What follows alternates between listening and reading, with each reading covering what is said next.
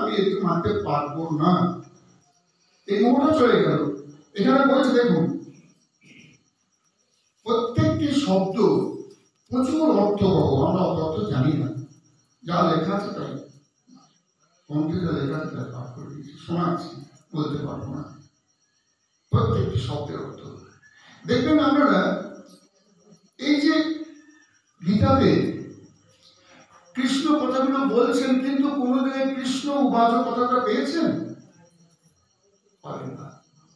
অর্জুন উবাচ পাবেন, কৃষ্ণ উবাচ কথাটা পান না, পেয়েছেন কি শ্রী ভগবান উবাচ। তাহলে এখানে গীতা কে বলছেন? কে বলছেন? ওই নন্দ নন্দন যশোদা নন্দন নয়। কে বলছেন? দেবকী নন্দন, বসুদেব নন্দন বাসুদেব, অর্থাৎ ভগবান, সে ঐশ্বর্য মণ্ডিত কৃষ্ণ বলছেন, তো ভগবান বলছেন। তাই এখানে আমরা ওই নন্দ নন্দন যশোদা জীবন বলবো না, তিনি এখানে বলেন নাই। এখানে বলছেন দেবকী নন্দন, দেবকী নন্দন ভগবান কথা বলছেন। শ্রী ভগবান উবাচ কোথাও দেখাতে পারবেন না যে শ্রীকৃষ্ণ উবাচ বলা আছে। শ্রী ভগবান উবাচ, ভগবান বলছেন, সেই ঐশ্বর্য মণ্ডিত ভগবান বলছেন, ওই প্রেমের ঠাকুরটি নয়, ওটা এখন ধার বৃন্দাবনে থাক, এখানে এসেছেন সেই ভগবান কৃষ্ণ। ভগবান কৃষ্ণ বলছেন, অর্জুনের দেখবেন অনেকগুলো নাম ভগবান উচ্চারণ করছেন। কোথাও বলছেন সব্যসাচী, কোথাও বলছেন কৌন্তেয়, কোথাও বলছেন পার্থ, কোথাও বলছেন পরন্ত, নানা রকম কথা। কেন কেন এত নাম বলছেন কেন? তিনি কি জানাতে চাইছেন যে অর্জুনের এতগুলো নাম আছে? প্রত্যেকটি নামের সঙ্গে ওই যে শ্লোকটা বলা হচ্ছে, সেই শ্লোকে যে নামটা দেওয়া আছে, হতে পারে সে কৌন্তেয়, কারণ ঋষি কুন্তির পুত্র, এটা বলতে চাইছেন। কোথাও প্রিয় নাম পার্থ বলতে চাইছেন, পার্থটা পৃথার ছেলে, কুন্তির নাম পৃথা। আবার কোথাও ধনঞ্জয় বলতে চাইছেন, বলছেন। আবার কোথাও সব্যসাচী বলছেন, কোথাও বলছেন মহাবাহু। প্রত্যেকটি নামের সঙ্গে ওই শ্লোকে যে তাৎপর্য, তার যোগ আছে। লক্ষ্য করবেন, কিন্তু এবার যখন পড়বেন, এখানে বুঝবেন কেন কৌন্তেয় বলে, কেন হে ভারত করে দিলে, ভারত বংশীয় বলে কেন করে দিলে, হে কুরুশ্রেষ্ঠ কেন বলছে? যুদ্ধ তো হয়েছিল 105 কৌরবের মধ্যে, একদিকে 100 কৌরব, একদিকে 5 কৌরব, তাই তো? সন্দেহ আছে কারো? একদিকে 5 কৌরব, একদিকে 100 কৌরব, 105 কৌরবের যুদ্ধ হয়েছিল, মহাভারত যুদ্ধটা।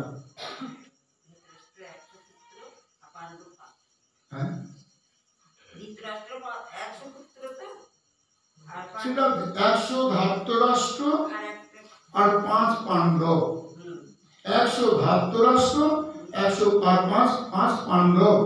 কিন্তু আমি বলছি 105 কৌরবের মধ্যে নিজেদের মধ্যে যুদ্ধ হয়েছিল। এই যে ধৃতরাষ্ট্র আর পাণ্ডু উচ্চারণ করলেন, এর পূর্বপুরুষ পুরুরাজ, যার নামে কুরুক্ষেত্র, তাই ইনিও কৌরব, ইনিও পূর্ববংশীয়, ইনিও পূর্ববংশীয়, তাই 105 কৌরব। আপনারা এখানে সেখানে দেখবেন ওই ধরনের নামগুলো করা আছে, সেগুলো প্রত্যেকটা নামে আমরা এখানেও পাবো, প্রত্যেকটা নামে বিরাট অর্থ। লক্ষ্য করবেন এখানে এই নামটা করলে পার্থ কেন করলে, কেন কৌন্তেয় করলে, কেন এখানে ভারত বলছে, কেন কুরুশ্রেষ্ঠ বলছে?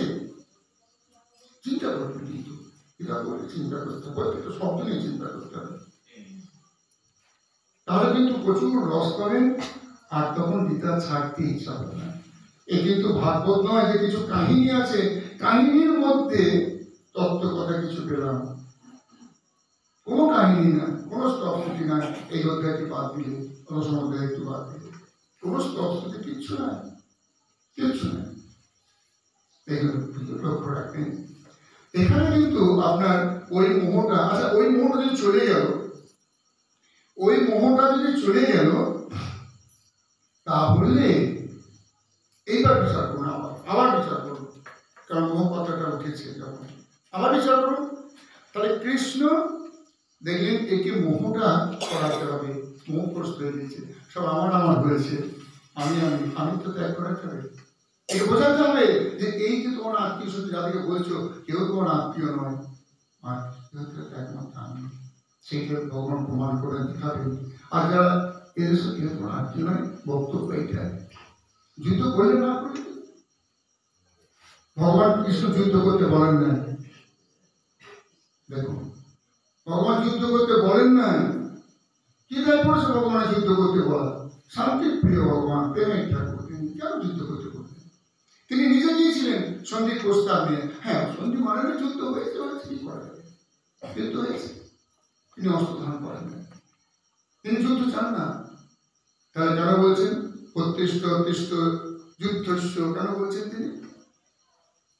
ধরুন আমি আমার ড্রাইভারকে সঙ্গে করে নিয়ে গেলাম, ড্রাইভার আমার বিশিষ্ট বন্ধু,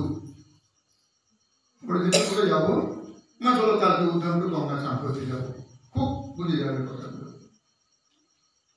পাঁচটা চিন্তা করতে পেরে শুনে গেলাম, আর বাড়িতে যেতে ডলা ডিঙিয়ে দিলাম আর ভুলে গেলাম, তাহলে কিন্তু গীতা পড়ে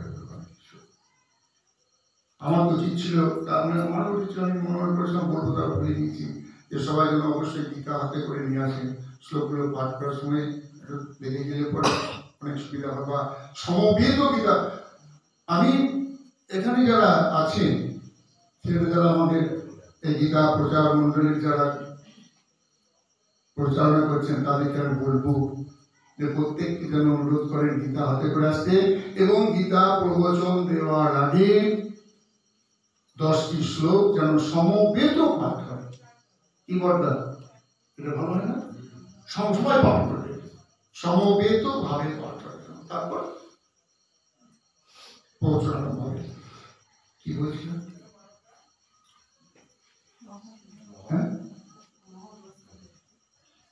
হ্যাঁ, বন্ধুর সঙ্গে যাওয়া, হ্যাঁ গঙ্গা স্নান, হ্যাঁ গঙ্গা স্নান। আমি বললাম গঙ্গা স্নান, গাড়ি আমার, তেল আমার, ড্রাইভার আমার, সবই আমার, আমি যেদিকে বলবো সেদিকে যাবেন। তো এইবার আমি গেলাম, উদ্যানপুর গেলাম, আমি নিয়ে গেলাম, কিন্তু আমি স্নান করতে গেলাম, আমার গাড়ি, আমার ড্রাইভার, গেলাম সেখানে গিয়ে ওই বাবরে এত জল, আমি তো নামবো না, উড়ে বাবারে উঠে যাবো, সত্যি ভেসে যাবো। আমার সেই বন্ধু আমার ড্রাইভার বলছে, আপনি কিচ্ছু আমি দেখো না, কত লোক চান করে যে করছে করুক বাবা, আমি চান করবো না, আমি দূরে ভেসে যাবো। কি বাবরে ওই পাটটা দেখা যায় না, আমি নামবো, মাথা খারাপ হয়েছে। আমি তোলা জলে করে চান করি, বা তিনি চলে মুখে করি, আমি নামবো না, কোনো চিন্তা নেই। না আমার ঠান্ডা লেগে যাবে, বলে যে বহুত জলে ঠান্ডা লাগে না, ঠান্ডা লাগে না, তুমি নামো, কোনো চিন্তা নাই। শেষকালে বললাম তখন নামবো না, শেষকালে বলছিলাম, বলছে আমি তো আছি, বলো তুমি সাথে ভেসে যাবে, তো তুমি আছো, তুমি কি করবে? আমাকে যদি গঙ্গা ভাসিয়ে নিয়ে চলে যাবে, তুমি কি করবে? তখন তোমার ভাসিয়ে চলে যাবে, আমি তো আছি। পাশে একজন বলছে কি মশাই, আমি ওকে উনি নামতে চাইছেন না, ভয় করছেন, গঙ্গা এত জল দেখে ভয় করছেন, ওনার ঠান্ডা ভাব, ঠান্ডা লেগে যাবে, তা আপনি কেন জল করছেন বলেন তো? হ্যাঁ, আপনি কেন আপনি জোর করে নামাচ্ছেন, কেন জোর করে নামাচ্ছেন? তো আমার সেই ড্রাইভার নাম বন্ধুটি বলছে, না এখানে এসেছি গঙ্গা স্নান করতে, হ্যাঁ গঙ্গাটার কোনো ভক্তি আছে, গঙ্গা স্নান করতে এসেছেন, গঙ্গা স্নান টান করে ফিরিয়ে যাবে। আমি সেই জন্য বলছিলাম, আমি বুঝাচ্ছি কেন আমি এখানে কেউ ঢুকবে না, আমি তো আছি, আমি ধরে থাকবো। আচ্ছা এইবার বলুন তো, যুদ্ধ করতে কে এসেছে? অর্জুন এসেছে। কৃষ্ণ ডাকতে গিয়েছিল, অর্জুন চলো যুদ্ধ করতে যাবো, নাকি না ওখানে দ্বারকা পর্যন্ত যুদ্ধে নিমন্ত্রণ করতে গিয়েছিলেন অর্জুন। রথের সারথি বরণ করেছেন অর্জুন, রথটা অর্জুনের, রাজ্যটা জয় করতে চায়, পুণ্যটা জয় করে পুণ্য হবে, পাপ নষ্ট হচ্ছে আমার হবে, ও ড্রাইভারের হবে না। তো অর্জুন নিয়ে গেছেন তাকে সারথি করে তার নিজের রথে, আমি যুদ্ধ করব। এবার ঘুরে আসছেন ভগবান। আমার ড্রাইভার দিকে ভয়ে ভয়ে চলে যাবে, না না না, চারটে করে চলো। ভগবান বোঝালেন, মোহগ্রস্ত হয়েছে, এদিকে দেখে আত্মীয় বলছে, আত্মীয় মনে করছে ভগবান চেয়েছিলেন মোহটা কাটাতে।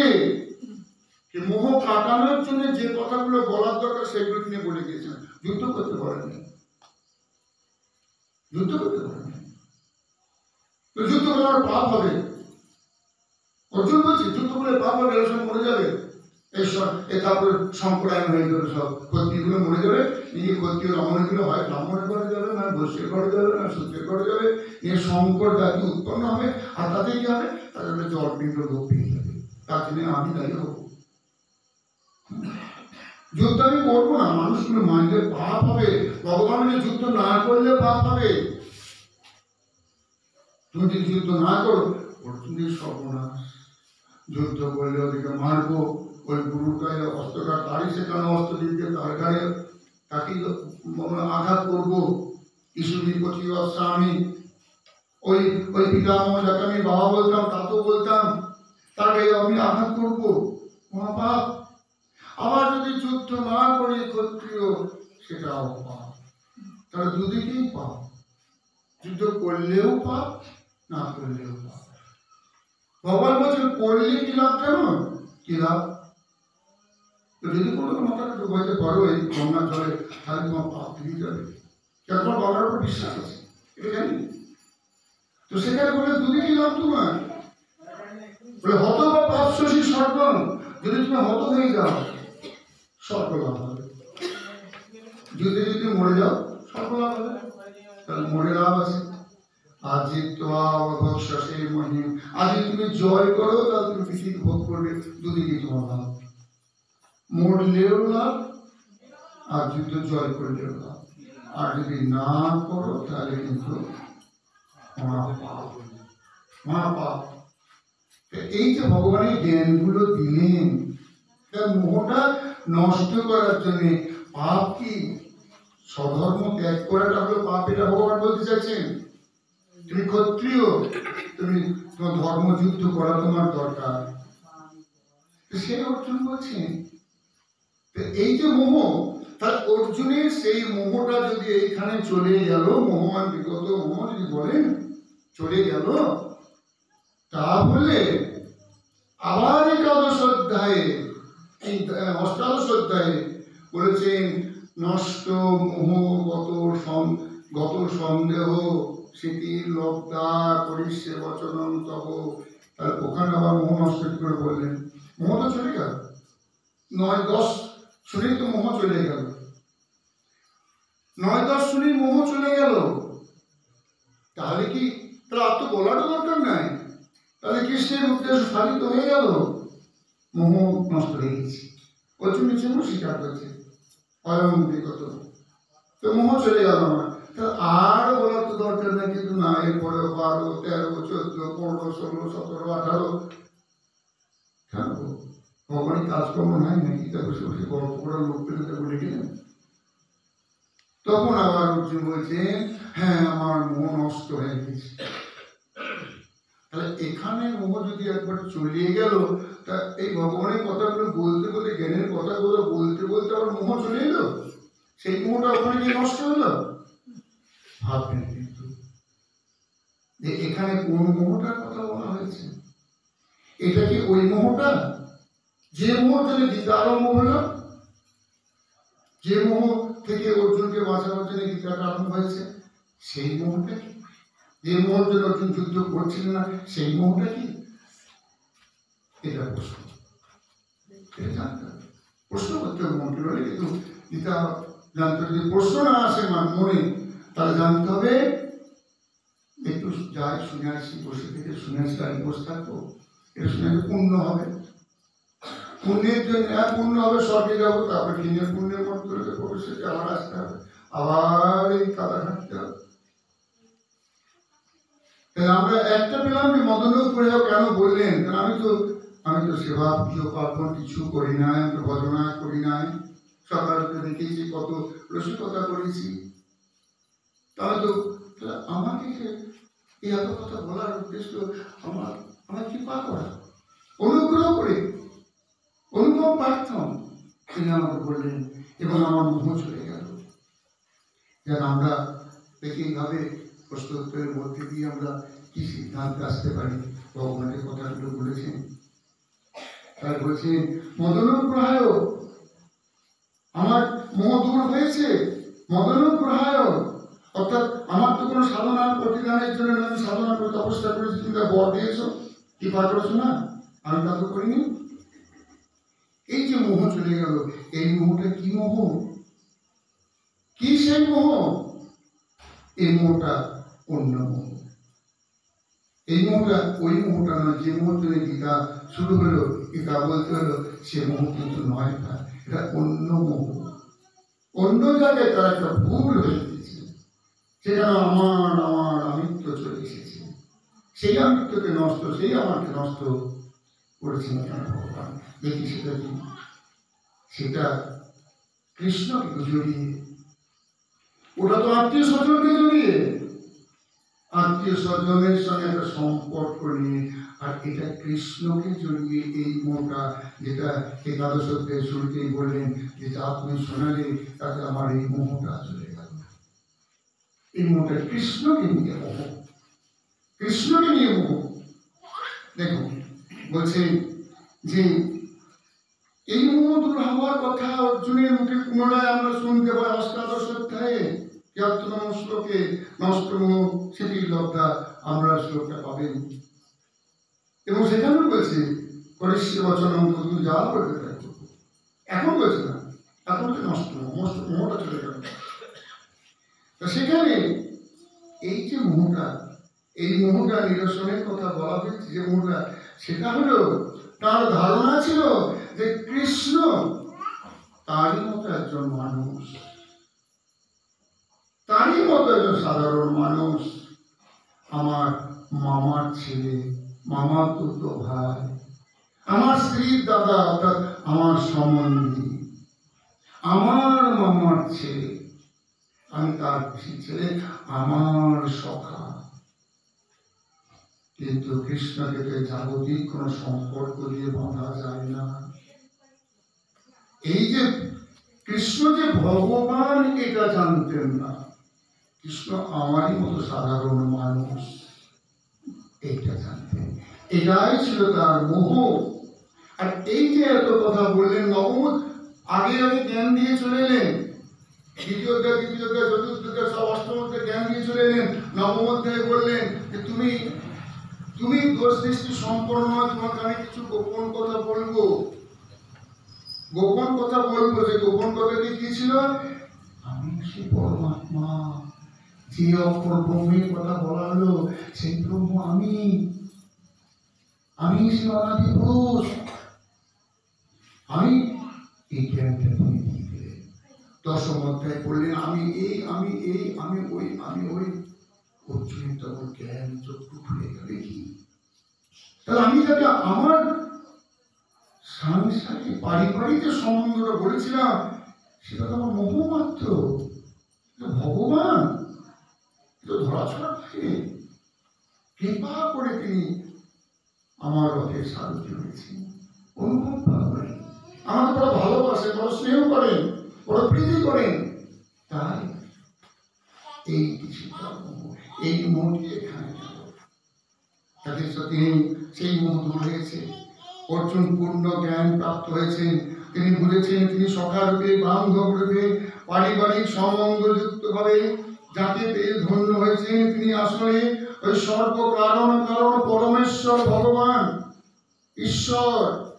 তিনি সৃষ্টি করেন, তিনি তো ব্রহ্মার ঈশ্বর, ব্রহ্মাকেও সৃষ্টি করেছেন যিনি, কিন্তু ঈশ্বরের ঈশ্বর, পরম ঈশ্বর। সেই কৃষ্ণের অংশ, বিরাট বিগ্রহ, সেই তার থেকে, তার নারায়ণের নাভি কমল থেকে ব্রহ্মার সৃষ্টি। আর তিনি তো ঈশ্বরেরও ঈশ্বর, তিনি পরম ঈশ্বর। তিনি পরমেশ্বর, পরমানন্দ রসে আপ্লুত। অর্জুন তাই বললেন, কেউ আছে আনন্দ রসে বললেন, আপ্লুত ভাব পরিভূতানাং সুতৌ বিস্তরস মায়া তত্ত্ব কমল পত্রাক্ষ মাহাত্ম্যমপি চাপ্যয়ম। হে পদ্ম পলাশ লোচন, ধ্রুব বলে গেছেন পদ্ম পলাশ লোচন, সেই পদ্ম পলাশ লোচন, সর্বভূতের উৎপত্তি এবং প্রলয় তোমার থেকেই হয়। ওই ব্রহ্ম থেকে সব সৃষ্টি হয়, শুনে নিয়েছেন আগে। এবার যদি সেই ব্রহ্ম যদি তিনি হন, তাহলে তোমার থেকেই তো সব সৃষ্টি হয়। সেই ব্রহ্মের সব লয় হয়, তাহলে এতেই সব লয় হয়। আর সেই ব্রহ্মরই একটা অংশ বিষ্ণু, তিনি পালিত সব লালন পালন করছেন। আমি সেই বিষ্ণু, আদিত্যানাম অহং বিষ্ণু বলেছেন।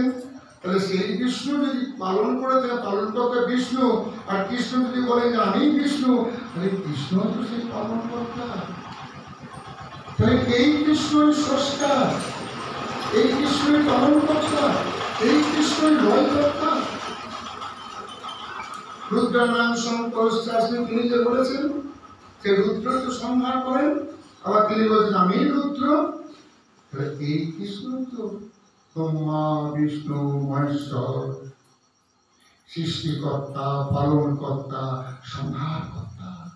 এবং আমার থেকেই সব সৃষ্টি হয়, সব আমাতেই ফিরে আসে।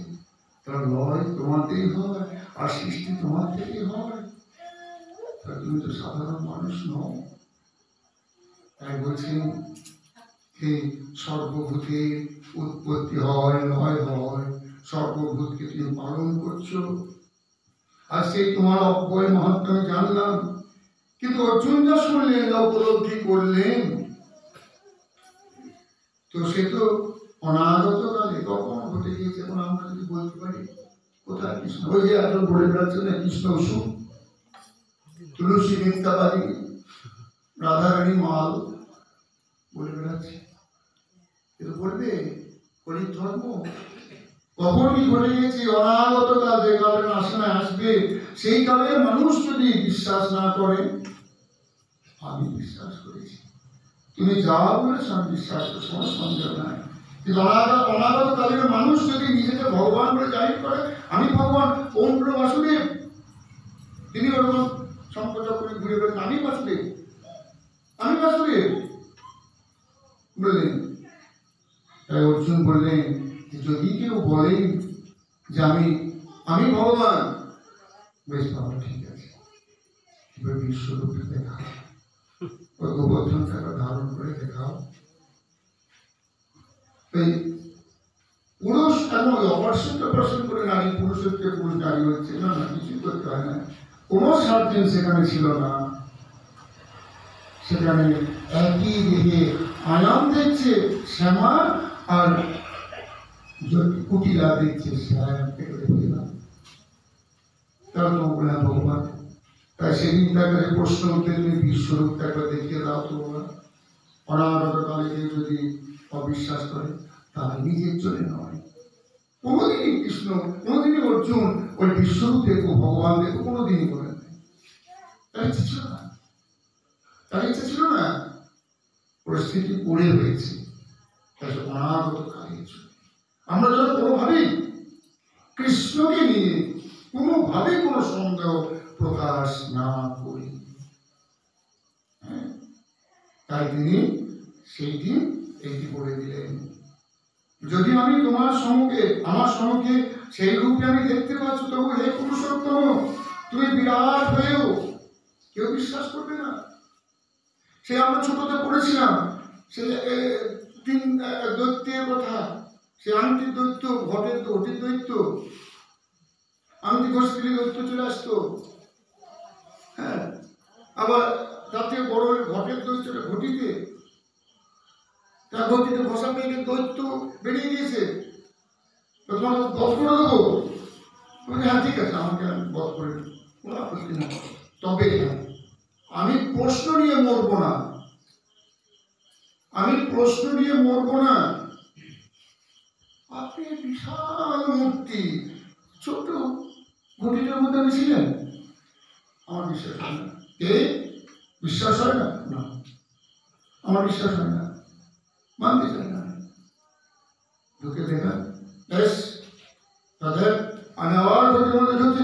ঘটির মধ্যে যেমন ঢুকলো, ঘটির মুখটা বন্ধ করে দিলে। ঘটির মুখটা বন্ধ করে দিলে, ঠাকুর আর আমি ভুল তো করবো না, ঘটির মুখ করে দিয়েছিলাম। তো তুমি এই বিশ্ব সংসারকে সৃষ্টি করেছো, প্রতিটি লোম করে তোমার অনন্ত কোটি ব্রহ্মাণ্ড, আর তুমি সেই ব্রহ্মাণ্ডের মধ্যে প্রবেশ করে রয়েছ। সেই ব্রহ্মাণ্ডের মধ্যে ক্ষুদ্র ক্ষুদ্র জীব একটা পিপীলিকা, তার মধ্যে তুমি প্রবেশ করেছ, বিরাট পুরুষ। এগুলো তুমি বন্দুক খেলা করছো, বল খেলছো, খেলিছ বিশ্ব হয়ে। বিরাট শিশু আনমনে, বাচ্চা ছেলে আনমনে খেলছে মার্বেল নিয়ে, এসে মার্বেল মধ্যে ঢুকে যাচ্ছে। তাই বলছি, তুমি বিরাট হয়ে ওই বিশ্বে যেভাবে প্রবেশ করেছ, আমি তোমার সেই ঐশ্বর্যময় রূপ দেখা দেখতে ইচ্ছা করি। একবার তুমি আমাকে দেখাও। কোনো বিশ্বাস নাই, অবিশ্বাস নয়, তুমি যা বলেছ যথার্থ বলেছ, একেবারে ঠিক, একেবারে ঠিক। তোমাকে পরীক্ষা করে আমি দেখতে চাইছি না, তো তুমি একবার সেটি দেখাও, দেখাও। এবং এই তো যথার্থ কথা। তমাত্মানম পরমেশ্বর দ্রষ্টুম ইচ্ছামি তে রূপমৈশ্বরম যোগম রূপমৈশ্বরম পুরুষোত্তম অন্তর্যামী ভগবান জানতেন যে অর্জুনের দৃশ্যরূপ দেখার কোনো বাসনা ছিল না। শ্রীকৃষ্ণের দ্বিভুজ ওই শ্যামসুন্দর রূপে অর্জুন পূর্ণ মাত্রায় প্রীত ছিলেন। কৃষ্ণের বিষয়ে কোনো সন্দেহ ছিল না। শ্রীকৃষ্ণ জানতেন একটা নীতি প্রতিষ্ঠার কারণে তিনি অন্তর্যামী। অর্জুনের কথা তিনি অন্তরের কথা বুঝতে পারেন, একটা কোনো নীতি প্রতিষ্ঠার জন্য অর্জুন আমাকে এই কথাটা বলছে। কোন একটা নীতি, কোন একটা কারণ আছে রয়েছে। অনাগতকালে কেউ যদি বলেন যে আমি ভগবান, বিশ্বরূপ দেখাও, বিশ্বাস করুন, বিশ্বরূপ দেখাও। তাই বললেন যে কি সেই নীতি, এই যে সেইটা তাকে দেখাতে হবে। আমাদের জানা উচিত জড় ইন্দ্রিয়ের মাধ্যমে, জড় ইন্দ্রিয়ের মাধ্যমে কেন চোখ তো চলছে, দেখছি তো জড় জড় জানবো, হাত তো চলছে তো জড় কেন, জড় পদার্থ আবার নড়ে নাকি নড়ছে? আচ্ছা, এই জড় পদার্থের কথা বলছে না, আমার কথা শুনতে পাচ্ছি, আমি তো আস্তে আস্তে কথা শুনতে পারবে, ভুল যাবে না। এই জড় পদার্থটা এই মুখ আর মুখ হয়েছে কেন? এখান থেকে এই কিছু একটা কম্পন সৃষ্টি হচ্ছে। আমার এখানে যে কম্পনটা সৃষ্টি হচ্ছে, হাওয়া বেরিয়ে আসছে এখান থেকে, কম্পন সৃষ্টি হচ্ছে এখানে। সেখান থেকে যে মাত্রায় কম্পনটা বেরোচ্ছে, এখানে আমাদের কানেও সেই কাঁপুনি হচ্ছে, একই কাঁপুনি, এখানে যে কাঁপুনি, আমাদের কানে সেই কাঁপুনি, এখানে সেই কম্পনটা তৈরি হয়েছে। এই কাঁপুনি কাঁপুনি কাঁপুনি আসছে, সেই কাঁপুনি জন্য শুনতে পাচ্ছি। আমি কথা বন্ধ করি, এ বন্ধ করে দেবে। তাই এই পরমাত্মা যার ঘর, সে যখন যাবে না, তালা দিয়ে যাবে, আর ঢোকা যাবে না। আনতে পাঠিয়েছিলাম বেশ, বাড়িতে তালা দেওয়া, ঘুরিয়ে ঢুকে দেবো না। জড় পদার্থ তো বাড়ি ধরে পড়তে পারবে। আমার বাড়িটা কোনো মুখর হয়ে যাবে, পাঁচজন গেলে পড়ি, পাঁচজন গেলেই তো কথাবার্তা বাড়িতে হয়েছে। আর বাড়িতে হয়েছে, বাড়িতে লোকে হয়েছে, বাড়িটাও হয়েছে করতে পারেনি। তাই এই জড় ইন্দ্রিয় মাত্রা চলে গেলে সব তখন তাকিয়ে দিকে মরে না, পর্দাটা নামিয়ে দিতে, পর্দাটা নামবে না। তাই জড় ইন্দ্রিয় দ্বারা ভগবানকে দেখা যায় না, ভগবান তার কথা শোনা যায় না, তাকে জানা যায় না, উপলব্ধি করা যায় না। ধরা তো দূরের কথা, বাধা তো চিন্তাই করা যায় না বাধার কথা। প্রথম থেকে যদি কেউ প্রেম ভক্তি সহকারে ভগবানের সেবায় নিজেকে নিয়োগ করে, তাহলে তারই কি পায়, তারই কি পায়, তার দিব্য দৃষ্টির দ্বারা দিব্য দৃষ্টি লাভ হয়। আর সেই দিব্য দৃষ্টিতে তাকে দেখা যায়, তারই দৃষ্টিতে তাকে দেখা যায়। এই দৃষ্টিটা তোমার দৃষ্টি নয় না, এটা জড় পদার্থ দেখে দেখে না, এটা বিরাট প্রলেপ পড়ে গেছে। অপারেশন করতে হবে, অপারেশন করলেও আমার অভ্যস্ত ইন্দ্রিয় জড় পদার্থ দেখবে। এসব মনের সঙ্গে যোগ না হলে কিন্তু ঠিক বাঁচবে না। তাই বলছেন যে সেই যে দিব্য শক্তি লাভ হয়, তার ফলে ভগবানকে দেখা যায়, জানা যায়, উপলব্ধি করা যায়, আমাদেরকে বাঁধাও যায়। তো এই শক্তি কোথায় আছে? শক্তিকে পাবো কোথায়? বাজার থেকে একটু কিনে আনবো, পাবেন না। এই শক্তি নিজের মধ্যে আছে। এই শক্তিগুলোরই আরাধনা করি দুর্গা পুজো, যার নাম ইয়া দেবী সর্বভূতেষু শক্তিরূপেণ সংস্থিতা, ইয়া দেবী সর্বভূতেষু বিদ্যারূপেণ, বুদ্ধিরূপেণ, জ্ঞানরূপেণ, চেতনরূপেণ, ক্ষুধারূপেণ, তৃষ্ণারূপেণ, শ্রদ্ধারূপেণ। সবই কৃষ্ণের শক্তি, সবই কৃষ্ণের শক্তি। শক্তি, এই শক্তি যারা উপাসনা করেন তাদের বলা স্বার্থ। সেই শক্তিকে ভাবনা করছে, সেই শক্তিকে জাগ্রত করতে হবে। ক্ষুধা আছে মনের মধ্যে, ক্ষুধা আছে, প্রচন্ড ক্ষুধা, ক্ষুধা রূপেণ সংস্কৃতা। বাবা আমি ভাব খেতে পারি, আমার কোনো ওষুধ দরকার নেই। না গো, সে ক্ষুধা নয়, সে তৃষ্ণা নয়, কৃষ্ণকে পাওয়ার ক্ষুধা। তৃষ্ণারূপে আছো তুমি, কৃষ্ণা যাবো, তাকেই জাগানো, তাকেই জাগানো, সেটাই দুর্গা পুজো। সেই তৃষ্ণা, কৃষ্ণকে পাওয়ার, কৃষ্ণকে উপলব্ধি করার তৃষ্ণা। এ ওই কোন তৃষ্ণা নয়। তৃষ্ণারূপেণ সংস্থিতা, নমস্তস্যৈ নমস্তস্যৈ নমস্তস্যৈ নমঃ। এগুলো সবই কৃষ্ণের, কৃষ্ণকে পাওয়ার জন্য শক্তিগুলো। তা সেই শক্তি কৃষ্ণের কৃপাতেই সেই শক্তি পাওয়া যায়। তা সেই দিব্য শক্তি লাভ করে তাকে বাঁধাও যায়। অহৈ তুমি কৃপা প্রার্থনা করে বলছেন অর্জুন, হে প্রভু, যদি তুমি মনে করো যে আমি তোমার এই বিশ্বরূপ দর্শনের যোগ্য, তাহলে এই যোগেশ্বর আমার তোমায় নিত্য স্বরূপ সেই ঐশ্বর্য মন্ডিত রূপ তুমি আমায় দেখাও। তিনি দেখার তো যোগ্যতা আমার নাই।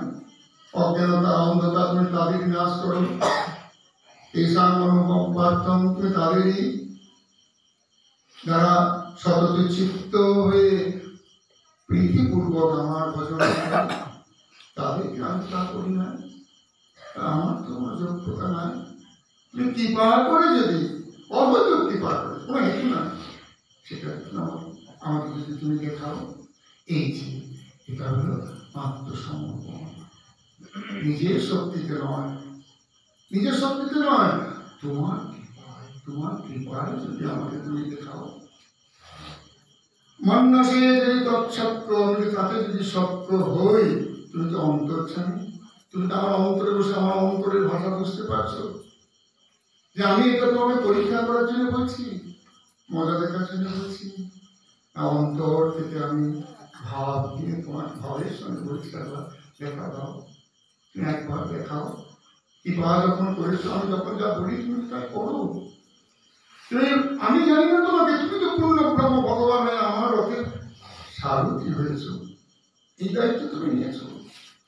পার্থ সারথি, পার্থ রথ না, পার্থকেও তিনি চালিয়েছেন যুদ্ধ ক্ষেত্রে।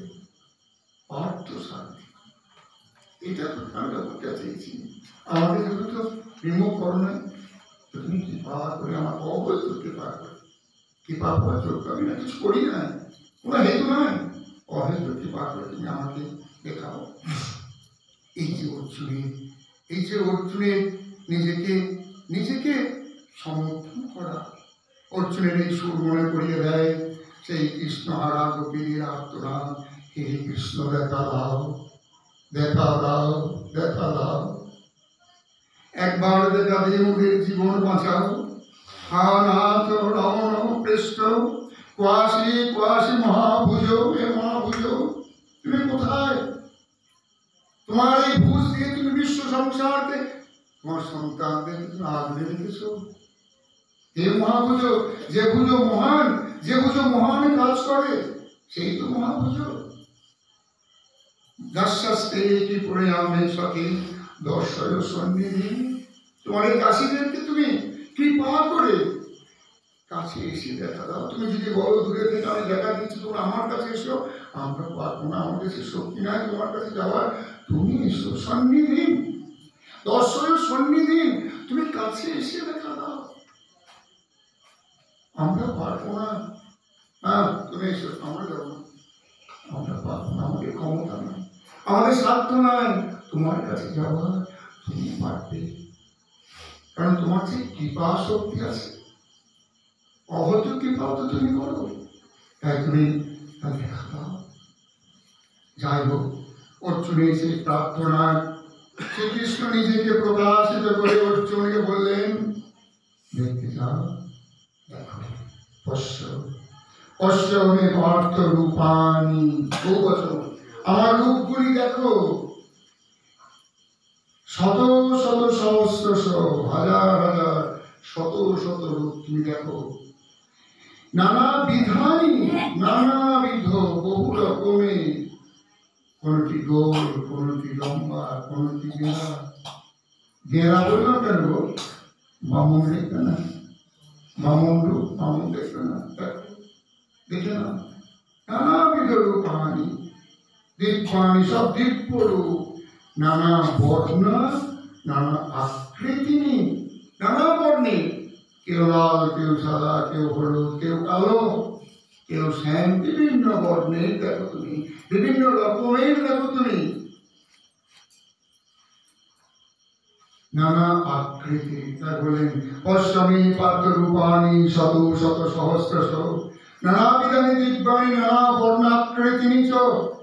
দেখো অলৌকিক তুমি দেখো, এখানে একবার দেখো বলেন এই শ্লোকে, আবার বলছেন পশ্য, আবার বলছেন দেখো পশ্য আদিত্যান, ওই আদিত্যদের তুমি দেখো। আপনারা শুনেছেন তাকে দ্বাদশ আদিত্য নাম তার শুনেছেন অবশ্যই, আমি আর যাচ্ছি না।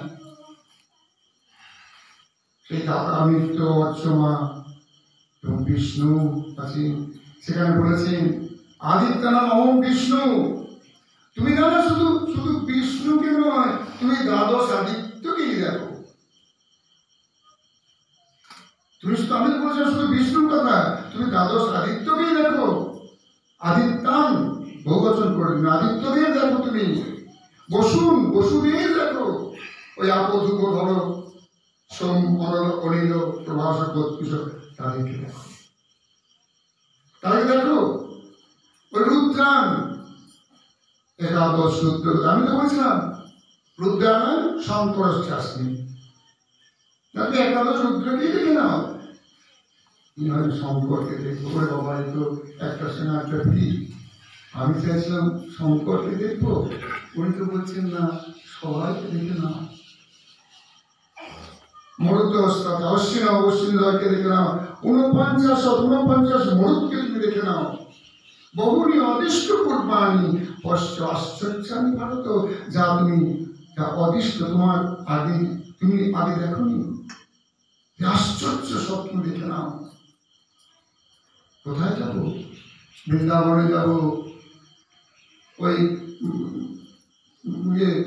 যে মরিশনাথ দেখতে যাব, ওই কাশী যাব, বিশ্বনাথ দেখতে যাব, না না না না, কোথায় যেতে হবে না।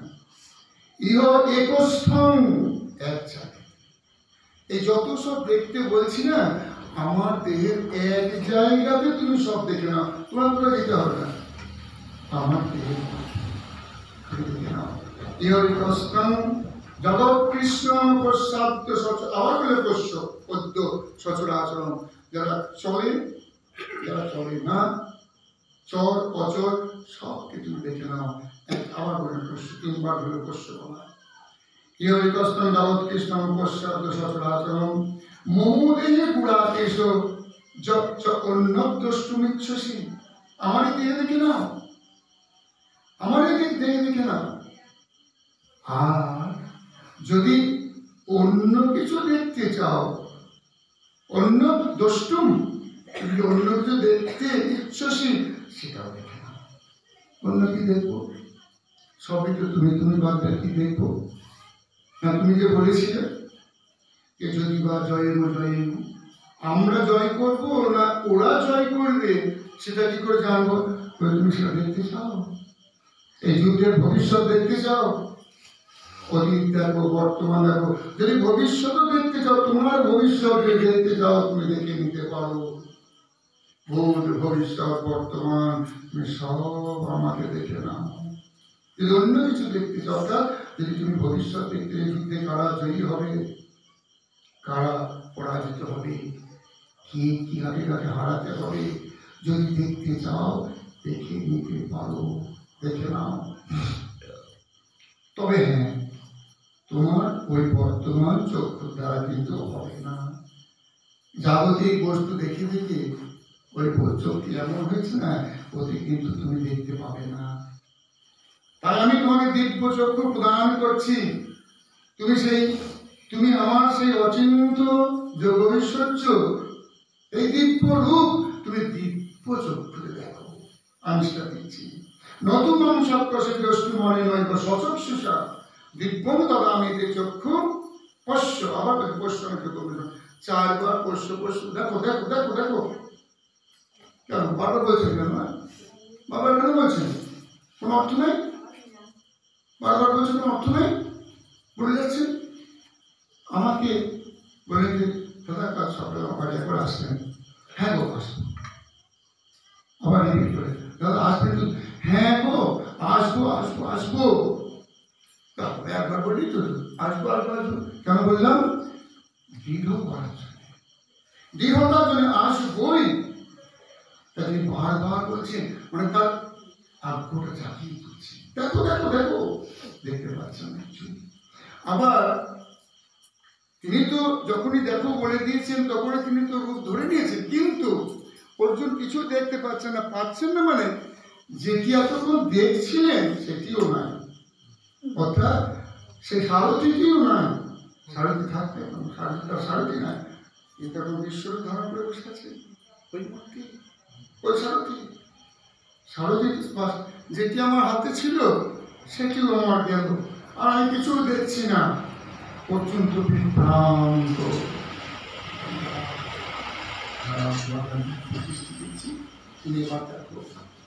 তাই বললেন, তুমি নতুন চক্র সেই দোষ্ট মনে নৈব সচক্ষুষা কিন্তু আমি দিব্যং দদামিতে চক্ষু পশ্চিমের যোগমনুসরণ। এইবার তিনি সেই দিব্য দৃষ্টি দিলেন। সেই দিব্য দৃষ্টি দিয়ে এবার কৃষ্ণ দিলেন। কৃষ্ণকে এবার দেখছেন, বিশ্ব ভগবানকে দেখছেন। সঞ্জয় বাচ, আমরা যেটি একজন শুনেছি, বর্ণনাটি শুনবো, সেই বর্ণনা আমরা কোথায় পেলাম? সঞ্জয়ের মুখ থেকে। সঞ্জয় ওখানে সে গিয়ে ধৃতরাষ্ট্রকে বলছেন, তিনি এবার বলছেন যেটি সবই তিনি বলছেন, তা আমরাও যদি ঈশ্বরকে যদি শুনছি, বা মনে যদি কারো একটু ডাক থাকে, সে দেখাটা সেটা সঞ্জয় বলছেন, আমরা শুনছি। সঞ্জয় বলছেন, এবং উক্তা তত রাজন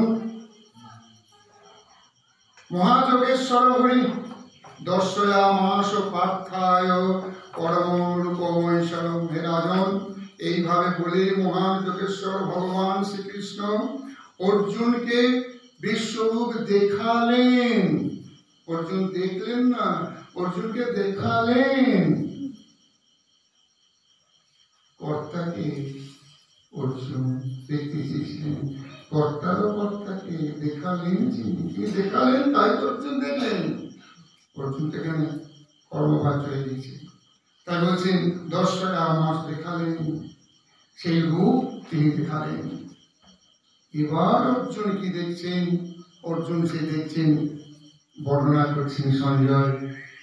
অনেক ভক্ত মানে মুখ, অনেক ভক্ত নয়নম অনেকাদ্ভুত দর্শনম অনেক দিব্য বর্ণম দিব্য অনেকোদ্যত আয়ুধম দিব্য মাল্লাম্বরম ধরম দিব্য গন্ধ অনুলেপনম সর্বাশ্চর্যময়ম দেব অনন্তম। পুরুতে বলছি, ভগবান সম্প্রদায় বাজারে ভগবান অনেক ভক্ত নয়নম অনেকাদ্ভুত দর্শনম অনেক দিব্য বর্ণম দিব্য অনেকোদ্যত দিব্য মাল্লাম্বরধরম দিব্য গন্ধম লেপনম সর্বাশ্চর্যময়ং দেব অনন্ত বিশ্বতোমুখম দেবী সূর্য সহস্র ভবে যুগপদুদ্ধিতা যদি ভাষাদৃশি শাসাদ ভাষস্তস্য মহাত্মনম তত্র একস্তং জগৎকৃষ্ণং পব্যক্তম একথা অপশ্য দেবদেবস্য শরীরে পাণ্ডবস্তৎ। অর্জুন দেখলেন যে বিশ্বরূপে অনেক মুখ, অনেক নেত্র, অনেক অদ্ভুত দর্শনীয় বস্তু। সেই রূপ অসংখ্য দিব্য অলঙ্কারে সজ্জিত ছিল এবং অনেক উদ্যত দিব্য অস্ত্র ধারণ করেছিল। দিব্য মাল্য, দিব্য বস্ত্রে ভূষিত সেই দেহ, তার দিব্য শরীর থেকেই দিব্য গন্ধ অনুলিপ্ত ছিল। সব ছিল আশ্চর্য, জ্যোতির্ময়, অনন্ত এবং সর্বব্যাপী। ভগবানের সেই প্রকাশগুলি সমগ্র ব্রহ্মাণ্ড জুড়ে পরিব্যাপ্ত ছিল। কিন্তু ভগবানের কৃপায় সেগুলি এক স্থানে বসে তা দর্শন করতে পেরেছিলেন অর্জুন। সমস্ত বিশ্বব্যাপী ছিল, কিন্তু অর্জুন কিন্তু এক জায়গাতে বসে ইয়ৈকস্তম জগৎ কৃষ্ণম পশ্চাৎ সচরাচরম, এক জায়গাতে মমদেহ গুণাকেশ, আমার এক দেহের একটা জায়গা নিয়ে দেখলাম আজকে দেখছেন কেমন যদি যদি যদি যুগপথ অর্থাৎ একসঙ্গে সহস্র সূর্য যদি আকাশে উদিত হয়, তাহলে তার যে শোভা, তার যে জ্যোতি, সেই জ্যোতি হয়তো কিছু সমান হতে পারে। এক সূর্যে জগৎ আলো, সেই সূর্য যদি একসঙ্গে যদি সহস্র সূর্য উদিত হয়, তার কত আলো হবে ভেবে নিন। তখন সে অর্জুন পরমেশ্বর ভগবানের ঈশ্বরকে নানা বিভক্ত সমগ্র জগৎকে একত্রে দেখছেন। শ্রীকৃষ্ণের শরীরে অসংখ্য গ্রহ নক্ষত্র সমন্বিত অনন্ত ব্রহ্মাণ্ড রয়েছে। একটা ব্রহ্মাণ্ডে চতুর্দশ লোক। এই পৃথিবীতে যদি আমরা ধরি ভূভুবন আকাশ অন্তরিক্ষ সমান স্বর্গ, ভূবর্ষ, মহম, জন্ম, তপলোক, সত্যলোক, আর এদিকে অতর্কিত, সুতর, মাতর, রসাতল, পাতাল, এই চতুর্দশ ভূগোল নিয়ে হলো একটা ব্রহ্মাণ্ড। এরকম অনন্ত কোটি ব্রহ্মাণ্ড দেখছি। এই এত নক্ষত্র, এত এত কিছু দেখছি একটা জায়গায়। এই জগৎকে দেখলেন, শ্রীকৃষ্ণের অসংখ্য নক্ষত্র সমন্বিত অনন্ত ব্রহ্মাণ্ড রয়েছে। তাদের মধ্যে কোনটি মাটি দিয়ে তৈরি, কোনটি স্বর্ণ দিয়ে তৈরি, কোনটি মাণিক্য দিয়ে তৈরি, কোনটি বিশাল, কোনটি তত বিশাল নয়। রথে বসে অর্জুন সব কিছু দর্শন করবে। অনেকেই পুরী গিয়েছি আমরা, জগন্নাথ দর্শন করতে গিয়েছি। পুরীর জল খুব মিষ্টি না? খুব মিষ্টি। হ্যাঁ, আচ্ছা, কোন মিষ্টি সাগর আছে কি মনে হয়? পৃথিবীতে কোন মিষ্টি সাগর আছে নাকি? আছে। সাপের সমুদ্র করেছে, মিষ্টি জল আছে, শুধু তাই নয়, ক্ষীরের সাগর আছে, দইয়ের সাগর আছে, ঘিয়ের সাগর আছে, সুরার সাগর আছে, ইক্ষুরসের সাগর আছে। এই পৃথিবীতে 7টি সাগর আছে। আর সেই সাগরগুলিকে বেষ্টন করে করে নানান স্থলভূমি আছে। আর আমাদের কি ভাগ্য, আমরা কেমন লোক, আমাদের চারিপাশে কি আছে? লবণ সমুদ্র। ক্ষীর সমুদ্র থাকলে অনেক শেষ করে দিতাম, মাঝে বিক্রি করে দিতাম। ঘি থাকলে ভিজাল করে শুধু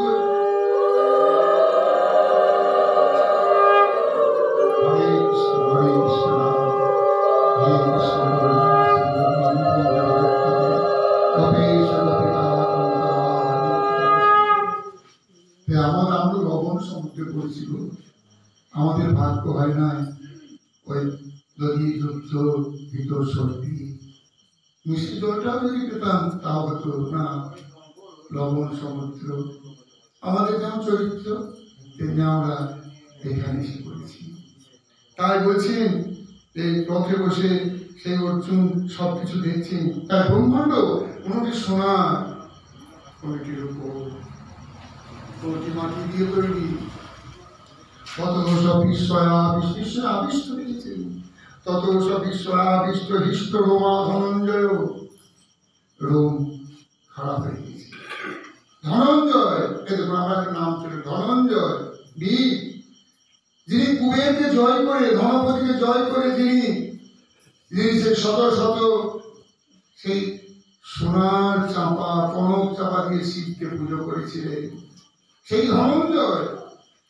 ধনঞ্জয় আজকে ধনপতিকে, ধনপতি তো শিব, তার তো ক্যাশিয়ানের কূপে, সে ধনপতিকে জয় করেছিলেন, পাশুপত অস্ত্র দিয়েছিলেন, শিবের সঙ্গে যুদ্ধ করে সেই বীর ধনঞ্জয়ের আজকে লোম খারাপ হয়ে গিয়েছে, বিস্ময়াবিষ্ট ধনঞ্জয়।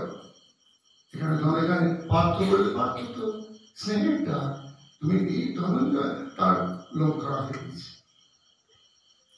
কতটা অদ্ভুত জিনিস তিনি দেখছেন, বাপরে এত সাহসী, এত সাহসী, সে ভয় পেয়েছে। তার বুঝুন কি ভয়ের জিনিস। তার বলছেন যে প্রণম্যশিরসা দেবং কীতাঞ্জলি অভাসত, কীতাঞ্জলি তিনি বললেন প্রণাম করে। কি বলছেন? পশ্যামি দেব, অর্জুন বাচ, অর্জুন বলছেন পশ্যামি দেবান, আমি দেবতাদেরকে তোমার দেখছি, দেবতাদেরকে দেখছি, পশ্যামি দেবান, দেবতাদেরকে, দেবতা দেখছি কোথায়? তব দেবদেহে, পশ্যামি দেবান তব দেবদেহে সর্বাং তথা ভূত বিশেষ সংঘান ব্রহ্মাণমীশং কমলাসনস্তং ঋষিংশ সর্বাঙ্গতাংশ দিব্যান। অর্জুন বললেন, হে দেব, তোমার দেহে দেবতাদের, ওই বিবিধ প্রাণীদের, কমলাসনে স্থিত ব্রহ্মা, শিব, ঋষিদের এবং দিব্য সর্পদের দেখছি। অর্জুন আর বললেন, অনেক বাহুধর, অনেক বাহু, অনেক উদর, অনেক বাহুধর রক্ত নেত্রং পশ্যামি ত্বাং সর্বতন্ত্র রূপং নান্তং মধ্যম পুনস্তবাদে পশ্যামি বিশ্বেশ্বর বিশ্বরূপ। হে বিশ্বেশ্বর, হে বিশ্বরূপ, বহু বহু বদন উদর, বহু নেত্র সমন্বিত ওই অনন্ত রূপ তোমার হেরিতেছে সকল দিকেতে, কিন্তু তবু অন্ত মধ্য আদি না পায় হেরিতে।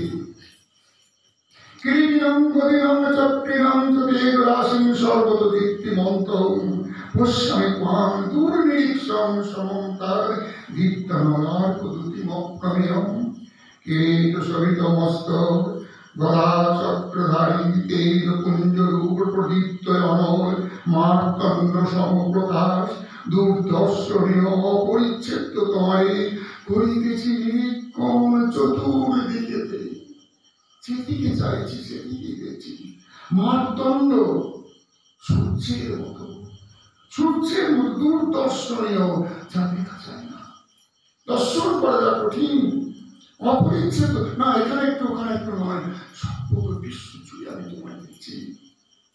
তমক্ষরম পরমং বেদিতব্যং তমস্য বিশ্বস্য পরম নিধানম তমোপায় শাশ্বত ধর্মগোপ্তা সনাতনস্তম পুরুষ মত মে।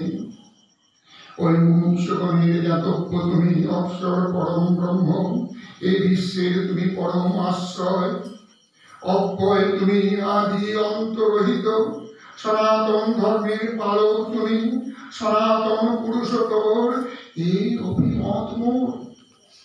উৎপত্তি স্থিতি লয় হে অনন্ত প্রভাব, অনন্ত বাহু, চন্দ্রমা তপন নয়ন তব, প্রদীপ্ত অনল বদন তব, আপন তেজেতে বিশ্ব করিছ তাপিত, হেরিতেছি আমি।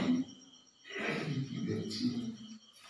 একই রূপ, আমি এই রূপ দেখতে চাই, এই রূপ অনাদিমধ্যম অনন্ত বীর্যং অনন্ত বাহুং শশী সূর্য নেত্রং পশ্যামি ত্বাং দীপ্ত হুতাশ ভক্তং সতেজসা বিশ্বমিদং তপন্তং। তাবা পৃথিবীপরিদম অন্তরং হি ব্যক্তং তয়া একেন বিশেষ্ট সর্বা দৃষ্টা অদ্ভুতং রূপমুগ্রং তবেদং লোকত্রাণ প্রব্যথিতং মহাত্মন। ব্যাপিয়া স্বর্গ পৃথিবী আকাশ একমাত্র তুমি পর অবস্থান, সকল দিকে ব্যস্ত ব্যাপ্ত তুমি, অদ্ভুত দারুণ এই রূপ তব পরিদর্শন প্রবৃত ত্রিভুবন। কি দেখলাম গো, মা দেখতে গিয়ে কুচকুচ হতা হ্যায়, দেখতে গেলাম মা, পেলাম কুচকুচ হতা হ্যায়। এভাবে না, সৌম্য শান্ত রাম রূপ দেখবো, এই অনন্ত দেবকে দেখবো, যার কোলে তুমি শুয়ে আছো তাকে দেখবো, বাসুটিকে দেখবো যে বাসুটি ওই একটা শস্যের দানার মতো পৃথিবীকে ধারণ করিয়াছে, অনন্ত ব্রহ্মাণ্ড ধারণ করিয়াছে, অনন্ত বাসুটি। আমি সেই দেখবো, দেখি দেখছি, দেখি দেখছি কালো সন্নিভানি জ্বলন্ত আগুন, তোমাকে প্রলয়কালীন আগুন, যে আগুনে প্রলয় হয় সে আগুন দেখছি, বিশ্বতাপিত। এইরূপ করি তব করি দর্শন প্রপরিত ত্রিভুবন। অমিহিতাং সুরসংজ্ঞা বিশন্তি কেচিৎ ভিতা প্রাঞ্জল বিনন্তি, স্বস্তিতি উক্তা মহর্ষি সিদ্ধ সংজ্ঞা স্তুবন্তি তাং সিদ্ধি পুষ্পলাভি। ওই দেবদল করিছে প্রবেশ তোমাতে, দেবতা চার চকুন পরমায়ু শেষ, আয়ু শেষ, সে তোমার জ্বলন্ত মুখে প্রবেশ করছে, দেবগণ প্রবেশ করছে, তাও অমর নয়। ওই দেবদল করেছে প্রবেশ তোমাতে, সুরসংজ্ঞা বিশন্তি, কেহ কেহ হয়ে ভীত কৃতাঞ্জলি পুটে, করেন শ্রবণ স্বস্তি স্বস্তি উচ্চারণ। মহর্ষি সিদ্ধ সমুদায় উৎকৃষ্ট স্তুতির দ্বারা করিছেন শ্রবণ। বিশ্ব সংসার ধ্বংস হয়ে যাবে তোমার এই আগুনে অনলে। তাই মহর্ষি সিদ্ধগণ বলছেন তাদের দলের সঙ্গে, স্বস্তি স্বস্তি ওম স্বস্তি, শান্ত হও শান্ত হও ব্রহ্মাণ্ড। ভগবান বিশ্বরূপ ধারণ করেছে, তোমরা শান্ত হও শান্ত হও। তাদের যোগ বলে তারা চেষ্টা করছেন ওই পৃথিবীকে তাপিত, পৃথিবীকে তাপিত ব্রহ্মাণ্ডকে শান্ত করার জন্য, শীতল করার জন্য তাদের স্বস্তি ইতি উক্তা এই উচ্চারণ করছে। শান্ত হও শান্ত হও, শান্তি বিরাজ করো। রুদ্রা ভিতা বসবদে সদ্ধাত্তা বিশ্বস্য মরুত স্মস্ম পাশ্চ, গন্ধর্ব যক্ষ অসুর সিদ্ধ সংজ্ঞা বিশ্বন্তে তাম বিস্মিতাশ্চৈব স্বর্গে। ওই রুদ্রগণ আদিত্যগণ সাধ্য নামক দেবগণ বসুগণ বিশ্বদেবগণ অশ্বিনী কুমারগণ মরুদ্গণ পিতৃগণ গন্ধর্বগণ যক্ষগণ অসুর সিদ্ধগণ সকলে বিস্মিত হয়ে তোমাকে দর্শন করছে। কোথা থেকে? কোথা থেকে তোমাকে দর্শন করছে? আমি যেমন বাইরে আছি সেখান থেকে না, তোমার দেহে থেকেই তোমাকে দর্শন করছি। অর্জুন তো তাকিয়েছে বিশ্বরূপ। তাহলে এই সিদ্ধ ঋষিদের দেবতাদের তিনি কি করে দেখতে পাচ্ছেন? যোগ করে তারা কোথায়? তারা ভগবানের দেহে, ভগবানের দেহে থেকে তারা ভগবানকে দেখছে। বিশ্বরূপ দেখতে চান না, ব্রহ্মাণ্ড দেখতে চান না যশোদা। মাটি খেয়েছেন, বলা এসে বললে মা ভাই মাটি খেয়েছে, মুখ খোল, ছেলেরা মুখে কিছু বললে খুলবে না, জোর করে যখন হাঁ করে দিলেন। কি দেখলেন? ব্রহ্মাণ্ডকে দেখলেন। অর্জুনকে দিব্য দৃষ্টি দিতে হলো। প্রশ্ন করুন, প্রশ্ন উঠবে, যশোদাকে তো দিব্য দৃষ্টিটা দিতে হলো না। অর্জুনও দেখতে চান, যশোদাও দেখতে চান, তার ইচ্ছাতে অর্জুনও দেখছেন, যশোদাও দেখছেন, তার ইচ্ছাতে। একটা শূন্য পাতা পড়ে না তার ইচ্ছা ছাড়া। অর্জুনকে তিনি দিব্য দৃষ্টি দিলেন, যশোদাকে দিতে হলো না। যশোদা কিছু বেশি কি দেখলেন জানেন? অর্জুন সব দেখেছিলেন, কিন্তু অর্জুন নিজেকে দেখেন না। ভগবানের শরীরে যশোদা কি দেখলেন? এই ব্রহ্মাণ্ডের মধ্যে পৃথিবীকে দেখলেন, নন্দগাঁওকে দেখলেন, এবং নন্দ ভবন দেখলেন, এবং সেখানে দেখলেন যে ওই লাঠি হাতে আমি দাঁড়িয়ে রয়েছি, কলের হাত ধরে, সেটাও দেখলেন। সেটা অর্জুন কিন্তু নিজেকে দেখেন নাই, ভগবানের শরীরে। যশোদা কোথায় দিব্য দৃষ্টি পেলেন? যশোদা অপ্রাকৃত, প্রাকৃত জগতের নয়, প্রাকৃত দেহ নয়, তার দৃষ্ট দিব্য দৃষ্টি। যশোদা দিব্য দৃষ্টি সম্পন্ন, তাই তাকে ব্রহ্মাণ্ড দেখাতে গিয়ে দিব্য দৃষ্টি দিতে হয় না, যেটা অর্জুনকে দিতে হয়েছিল। দুজনে কেউ দেখতে চান না, মাটি দেখতে চেয়েছিলেন, আর অর্জুন চেয়েছিলেন মা দেখবো। জুটে গেল কুচকুচো দ্বারা, অসহ্য দুর্দর্শনীয়, সহ্য করতে পারছেন না। হে মহাবাহু, রূপম মহন্তে বহু ভক্ত নিত্যম মহাবাহু বহুবাহুরূপাদম বহুদরম বহুধনুষ্টা করালম দৃষ্টলোকাপব্যথিতাস্ততাহম তথা অহম, আমিও ব্যথিত হচ্ছি। আমরা বল ছেড়ে চলে গিয়েছিলাম, অর্জুনও বলছে না আমিও ব্যথা পাচ্ছি। তোমার বিশ্বরূপ দেখেছিলাম, আমাদের কষ্ট হয়েছিল, বুঝি না কষ্ট হয়েছিল, ত্যাগ করেছিলাম। অর্জুন সহ্য করতে পারছে না, সমস্ত লোক ব্যথিত, এবং তথা অহম, আমিও ব্যথিত হচ্ছি।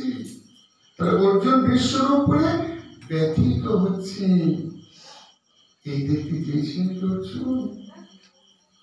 তাই বললেন হে মহাবাহু, বহু বদন, বহু নয়ন, বহু বাহু, বহু গুরু, বহু চরণ, বহু উদর এবং অসংখ্য করাল দন্ত বিশিষ্ট তোমার বিরাট রূপ দর্শন করে সমস্ত প্রাণী অত্যন্ত ব্যথিত হচ্ছে, আমি অত্যন্ত ব্যথিত হচ্ছি। বিশাল করাল দন্ত, করাল বিশাল বিশাল দাম, ভগবানের বিশাল দাম। নবশ্রীশ্রমে দীপ্ত মনেক বর্ণমে ব্যক্তার্ণমে দীপ্ত বিশাল নেত্রম দিষ্টাহিত অন্তরাত্মা ধৃতির বিন্দামী সমংস বিষ্ণু। হে বিষ্ণু, ওই গগন স্পর্শী প্রদীপ্ত বহু বর্ণ, ওই ব্যথিত বদন, বিশাল ব্যথিত বদন, প্রচলিত বিশাল নয়ন দেখিয়া তোমার এই প্রকৃতির অন্তরাত্ম ধৈর্য উপশম আমি না পারি লোভিতে, ধৈর্য পাচ্ছি না। নমস্কার করান, দাঁতগুলো বিশাল করাল দন্ত। আমরা কালী পুজো শুনেছি করাল বদনান ঘোড়ান মুক্ত দেশে, কিন্তু করাল বদনা কৃষ্ণ কোথায় গেল সেই মধুমাখা হাসি, ভুবন ভোলানো হাসি, যা অর্জুন দেখতে চেয়েছিলেন। অর্জুনকে বড় বড় দাঁত দেখতে চেয়েছিলেন, আর ওই জীবগুলো ঢুকছে, আর আমাদের উত্তম অঙ্গ মাথা, সেইগুলো সব চিপচ্ছে না দেহগুলোকে, আর এই মাথাগুলো বিশ্ব ধন কর্ম, এদের মাথাগুলো দাঁতের ফাঁকে ফাঁকে, এত দাঁতের ফাঁক ভগবানের, যে দাঁতের ফাঁকে ফাঁকে মাথাগুলো সব লেগে রয়েছে, আমরা খেলে কাঠিতে খুঁজে বের করি না, ভগবানের দাঁতে লেগে রয়েছে। দেখুন হে বিষ্ণু, গগন নমস্কার করালানি চকে মুখানি দৃষ্টৈব কালানল সন্নিবানি, কালানল প্রলয়কালের আগুন তোমার বদনে, কালানল সন্নিবানি দিশো নো জানে নো রবিচ স্বর্ণ প্রসীদ দেবেশ জগন্নিবাস, প্রসীদ প্রসীদ প্রসীদ। আমাদের কথা শুনে সেদিন তো ওই সিনেমা হলের মালিক কিন্তু বইটা পাল্টে দেয় না, আর অর্জুন বলছেন প্রসীদ, তুমি বিবাহ করো, প্রসন্ন হও, এ দেখতে আমি চাই না, তোমার ভুবন ভোলার রূপ দেখাও, সেগুলি দেখাতে চাই না। হে জগৎ নিবাস, হে জগতের নিবাস, হে দেবেশ দেবতার দেবতা, ভয়ঙ্কর ওই দন্তযুক্ত প্রলয়াগ্নি তুল্য তোমার বদন কমল দেখে, বদন সকল দেখে, বদন সকল দেখে আমার দিক ভ্রম হচ্ছে, আমি শান্তি পাচ্ছি না, তুমি আমার প্রতি প্রসন্ন হও।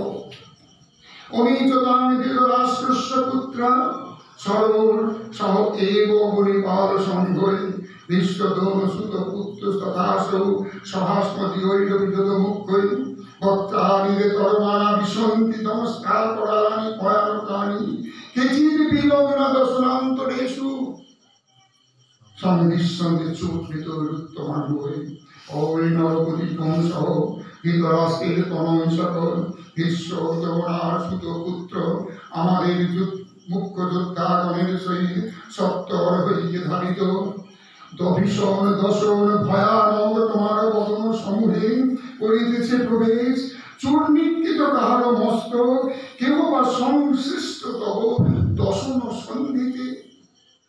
দাঁতের মাঝে লেগে আছে কারো কারো মাথায়, কেমন ভাবে প্রবেশ করছেন?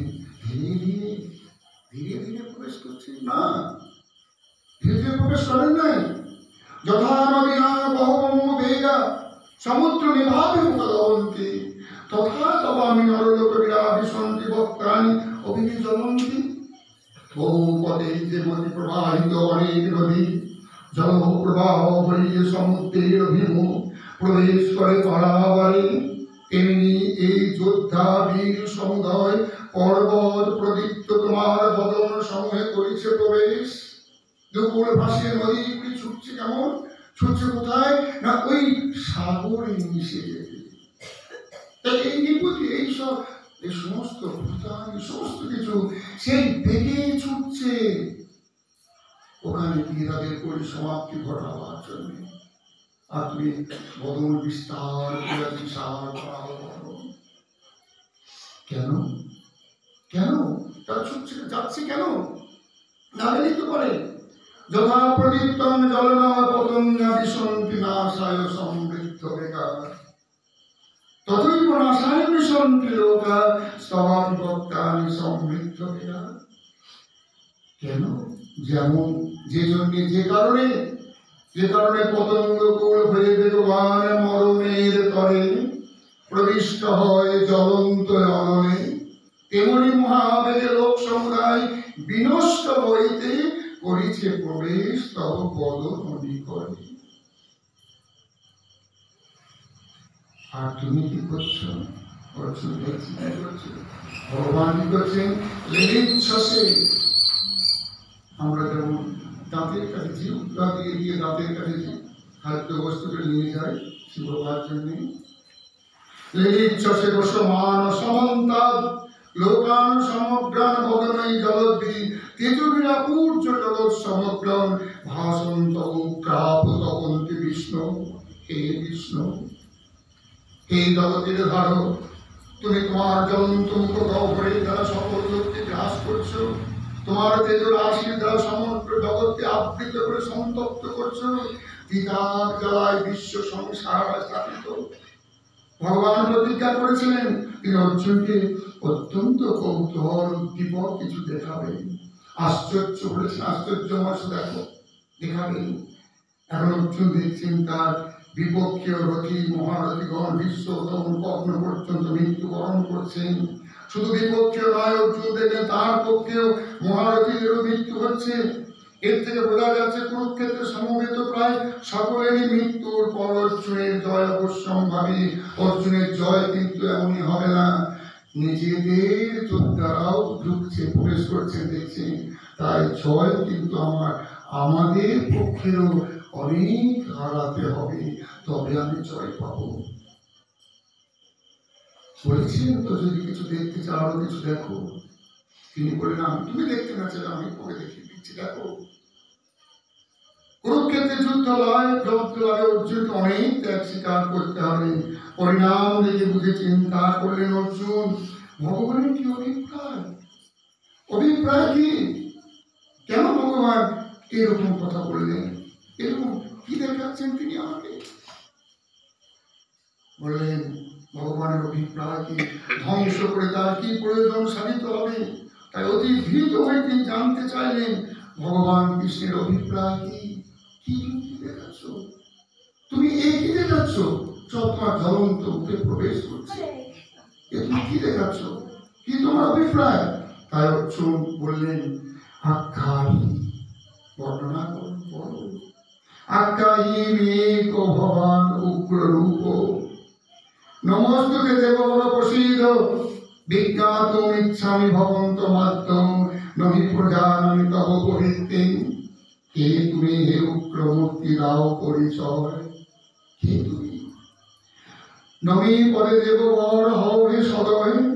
আদি তুমি ইচ্ছা করি জানিতে কারো জানি না, বুঝি না তবু প্রবৃত্তি কেমন। কি তুমি চাইছো? কেন তুমি এই রূপ আমায় দেখাচ্ছ? ভগবান বললেন, ভগবান বাচ কাল, আমি কাল। কাল তো কি হয়েছে? কাল তো কি? কাল কি? কালের স্বরূপ কি? কোথায় থাকে? কি খায়? দেখতে কেমন? ইচ্ছা করে না? কোথায় থাকে? কাল। তাহলে একটু আমাদের ভাগবতে যেতে হবে, একটু আমরা ভাগবতে যাই।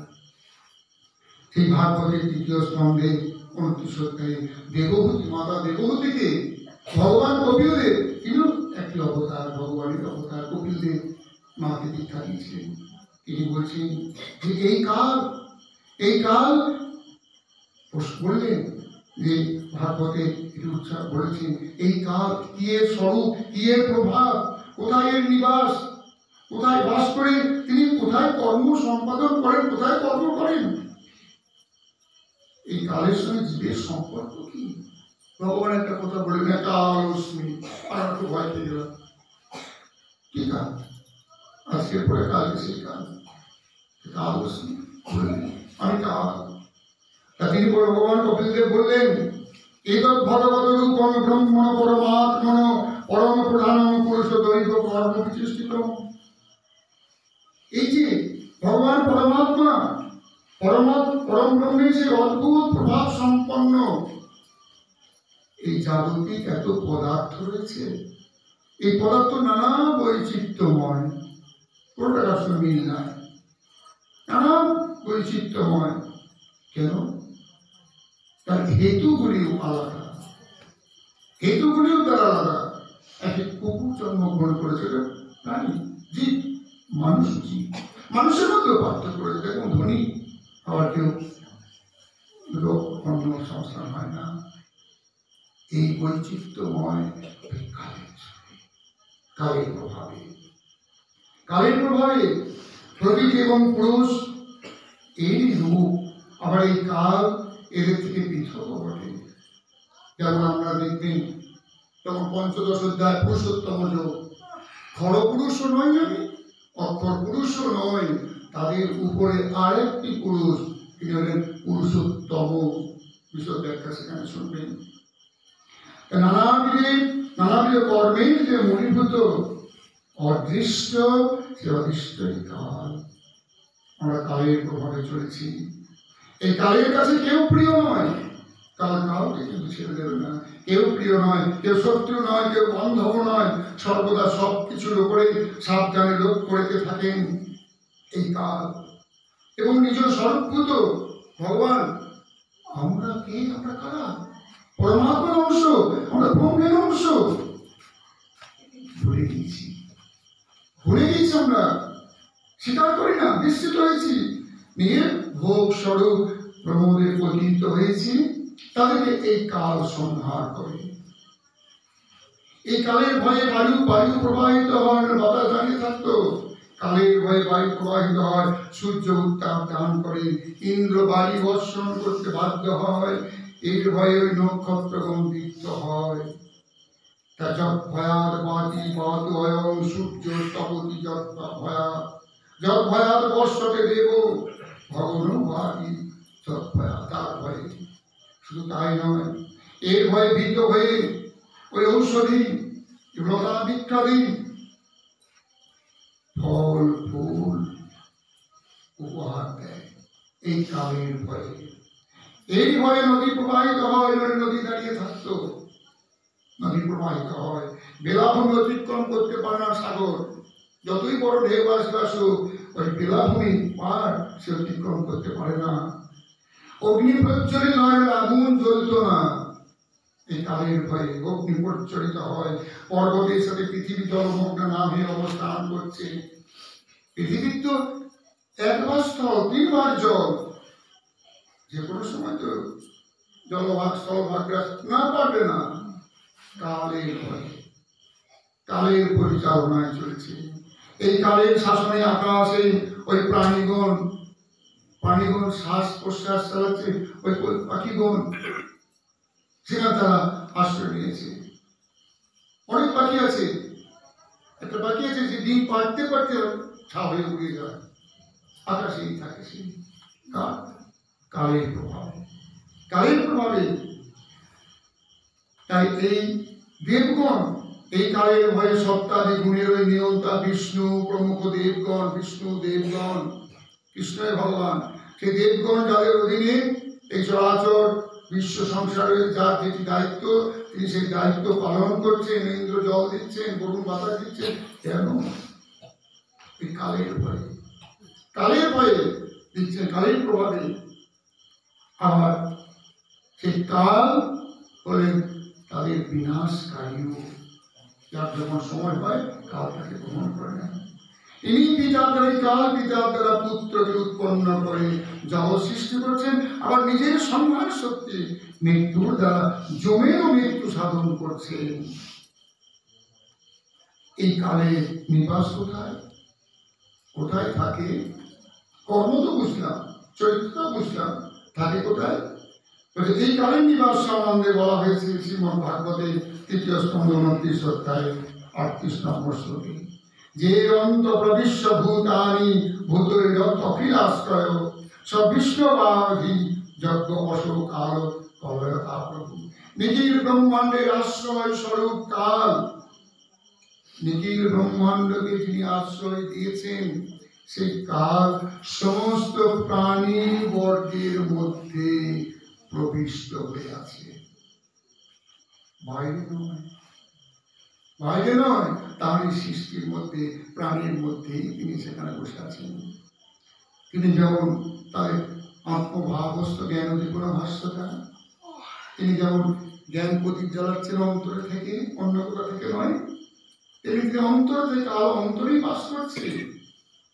এই জগৎ শাসন কর্তা ব্রহ্মাদির প্রভু ভগবান কাল, কালই হলেন সেই যজ্ঞ ফলদাতা বিষ্ণু, আর সেই কালই হলেন এই অর্জুনের রথের সারথি কৃষ্ণ। তাই তিনি বললেন কালস্মি, আমি সেই কাল, আমি সেই কাল। কি করতে এসেছ? কি পবিত্র তোমার? লোকক্ষয়কৃত পবিত্র, লোকান সমর্থনীয় পবিত্র, প্রীতিয় পিতান ভবিষ্যন্তি সর্বে দেবস্থিতা পত্তনিকেষু যোধা, লোক বিনাশ কাল ভয়ঙ্কর। আমি হয়েছি পবিত্র লোকের নিধনে, তুমি না করিলে সংহার, তথাপি থাকিবে না প্রতিপক্ষ বীরগণ। তুমি যদি কাউকে না মারো, বধ করো, ওই প্রতিপক্ষ বীর তোমার কেউ থাকবে না। অতএব হবে উত্থিত, যশ লহু যশ জয় করি ঋতু করে, সমৃদ্ধ রাজ্য কর উপভোগ, পূর্বে নিহত এদের করিয়াছি আমি। হে সব্যসাচী, কেবল নিমিত্ত মাত্র হও তুমি বীর। আগে একটা নাম শুনেছি না, ধনঞ্জয়, এখানে বললেন সব্যসাচী। কেন? কেন কেন বললেন? এই শ্লোকটার সময় কেন সব্যসাচী বললেন? বললেন পূর্বে নিমিত্ত, পূর্বে আমি বধ করে রেখেছি, নিমিত্ত মাত্র ভব সব্যসাচী। হে সব্যসাচী, তুমি নিমিত্ত হও, কাউকে মারতে হবে না, আমি সব পেরে রেখেছি। কেন? তুমি সব্যসাচী, তুমি এই হাতে ধনু ধরে এই হাতে তীর মারতে পারো, এই হাতে ধনু ধরে এই হাতে তীর মারতে পারো। তোমার ডান হাত বাঁ হাত সমান চলে, দুই হাতে দুটি তরবারি নিয়ে তুমি যুদ্ধ করতে পারো। হাতে যুদ্ধ করছো, পায়ে তুমি ঘোড়ার লাগাম ধরতে পারো, আর আরেক পায়ে তুমি ঘোড়ার চাবুক ধরে যুদ্ধ করতে পারো। সন্দেহ লিখে নেবেন, সুভদ্রা হরণ করে দেবেন, দেখে নেবেন। তুমি সব্যসাচী না? ডান হাতে বাঁ হাতে যুদ্ধ করতে পারো, দরকার হবে না তোমার ডান হাত বাঁ হাতে, দরকার হবে না ওই মোড়াগুলো মারতে, ডান হাত বাঁ হাতে যুদ্ধ করতে হবে না, ওই একটু করে পাড়ি দিয়ে দাও, সব পড়ে যাবে। তাহলে সব্যসাচী হওয়ার দরকার নাই, মোড়া মারতে সব্যসাচী হওয়ার দরকার নেই। হ্যাঁ, মোড়াকে মারতে সব্যসাচীর দরকার হয়, তাই এখানে বললেন সব্যসাচী। বুঝতে পারলেন? আমার কত জায়গায় স্নেহের সুরে বলেছেন পার্থ, কি কবিতেও কোনকেও বলেছেন যে তুমি আমার পিসির ছেলে, কুন্তির ছেলে, তোমাকে বিপদে ফেলে চলে যাবো না, তুমি আমার পরমাত্মীয়। এই যে নামগুলো নামকরণগুলো করেছি না, সব তাৎপর্য চিন্তা করতে হবে, কেন করে সত্যি কেন করলেন? যাই হোক, তাই তিনি বললেন যে তুমি যশটা নাও, তোমাকে ভালোবাসি, তুমি যশ নাও, যশ নিয়ে নাও, মেরে আমি রেখেছি, তুমি নিমিত্ত হও, নিয়ে বলো তুমি ভারত যুদ্ধটা আমি জয় করেছি, যশস্বী হয়ে যাও তুমি। ভগবানের পরিকল্পনা অনুযায়ী সকল কাজ হয়, তা পূর্ব নির্ধারিত। ভগবানের পরিকল্পনায় জগতে এই জগতের বদ্ধ জীবাত্মাগণ ভগবানের কাছে নিজে ফিরে যাওয়ার সুযোগ পাচ্ছে। ভগবানের পরিকল্পনা, ভগবান পরিকল্পনা পাঠিয়েছেন, পথ বলে দিয়েছেন, তাই এই জগতের এই প্রাণীগণ ভগবানের কাছে ফিরে যাচ্ছে, পথ দেখিয়ে দিয়েছেন। সেই পথে গীতা, গীতার কথা মতো চলতে পারলে কিন্তু পুনর্জন্ম বিদ্যতে, আর পুনর্জন্ম আসতে হবে না। যতক্ষণ পর্যন্ত জীব গাম্ভীর মনোভাবকে ততক্ষণ তারা বদ্ধ থাকে। কিন্তু কেউ যখন ভগবানের পরিকল্পনা উপলব্ধি করতে পারেন এবং কৃষ্ণ ভাবনায় ভাবিত হয়ে ভগবানের সেবায় প্রবৃত্ত হন, তখন তিনি হচ্ছেন বুদ্ধিমান। আর সেই বুদ্ধিটা যোগ বুদ্ধি সম্পন্ন, সেটাই ভগবান দেন, তাদেরকে দেন। তেষাং সতত যুক্তানাং ভজতাং প্রীতিপূর্বকং দদামি বুদ্ধি যোগং তেন মাম প্রজান্তিতে। তার ভগবানের পরিকল্পনা অনুযায়ী কুরুক্ষেত্রের যুদ্ধ হয়েছিল।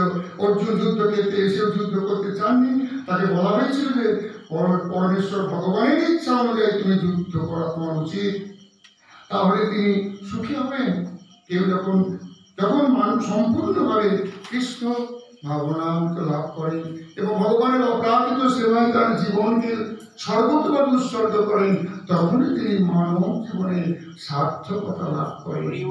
মানব জীবন তো মানব জীবন তো বারবার আসার জন্য নয়।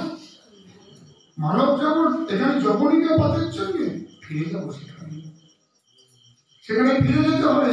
একবার মানব জন্মই পাবে, দেবতারা ভুগি, তাই তারা মানব জন্ম আকাঙ্ক্ষা করেন। মানব জীবনে আমি ভজনা করবো, আমি ফিরে যাবো সেখানে। ভাড়া বাড়ি তার থাকবে না, বাড়ির মালিক বড্ড যন্ত্রণা দিচ্ছে, এখানে পেলো না, ওখানে পেলো না। এই মায়ার সংসার, এই মনের শৃঙ্খলা, মায়া মনের কোষাঘাত আর সহ্য হয় না। একদম মানবই পারে, যিনি সে অপরাজিত ভগবানের অপরাজিত সেবায় নিজে উৎসর্গ করেছেন, তিনি পারেন।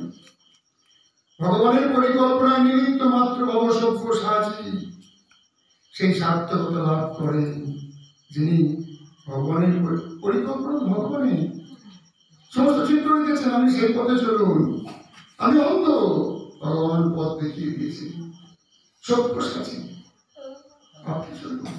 নিমিত্ত আমরা সব নিমিত্ত মাত্র। তাই যাই হোক, ভগবান বললেন ওই দ্রোণঞ্চ ভীষ্মঞ্চ দয়দ্রতঞ্চ কর্ণ তথান্নপি গগবিরান মায়া হতাস্তাং জয়িমা বাতিষ্কা যুদ্ধস্য জেতা শিরণে সপত্নান। তুমি যুদ্ধ করো, বিচলিত হও না। ওই বিশ্বদ্রোণ তুমি বলেছিলে না, বিশ্বদ্রোণ পূজার হাবরি সুদন, কেমন করে আমি তাদেরকে ইস্যু বিপত্তি আমি কেমন করে পানিতে আঘাত করবো। তুমি ব্যথিত হইও না, তুমি মারবে না, মেরেছি আমি কাল রূপে, তাদের কাল পূর্ণ হয়েছে, তাই আমি মেরে রেখেছি।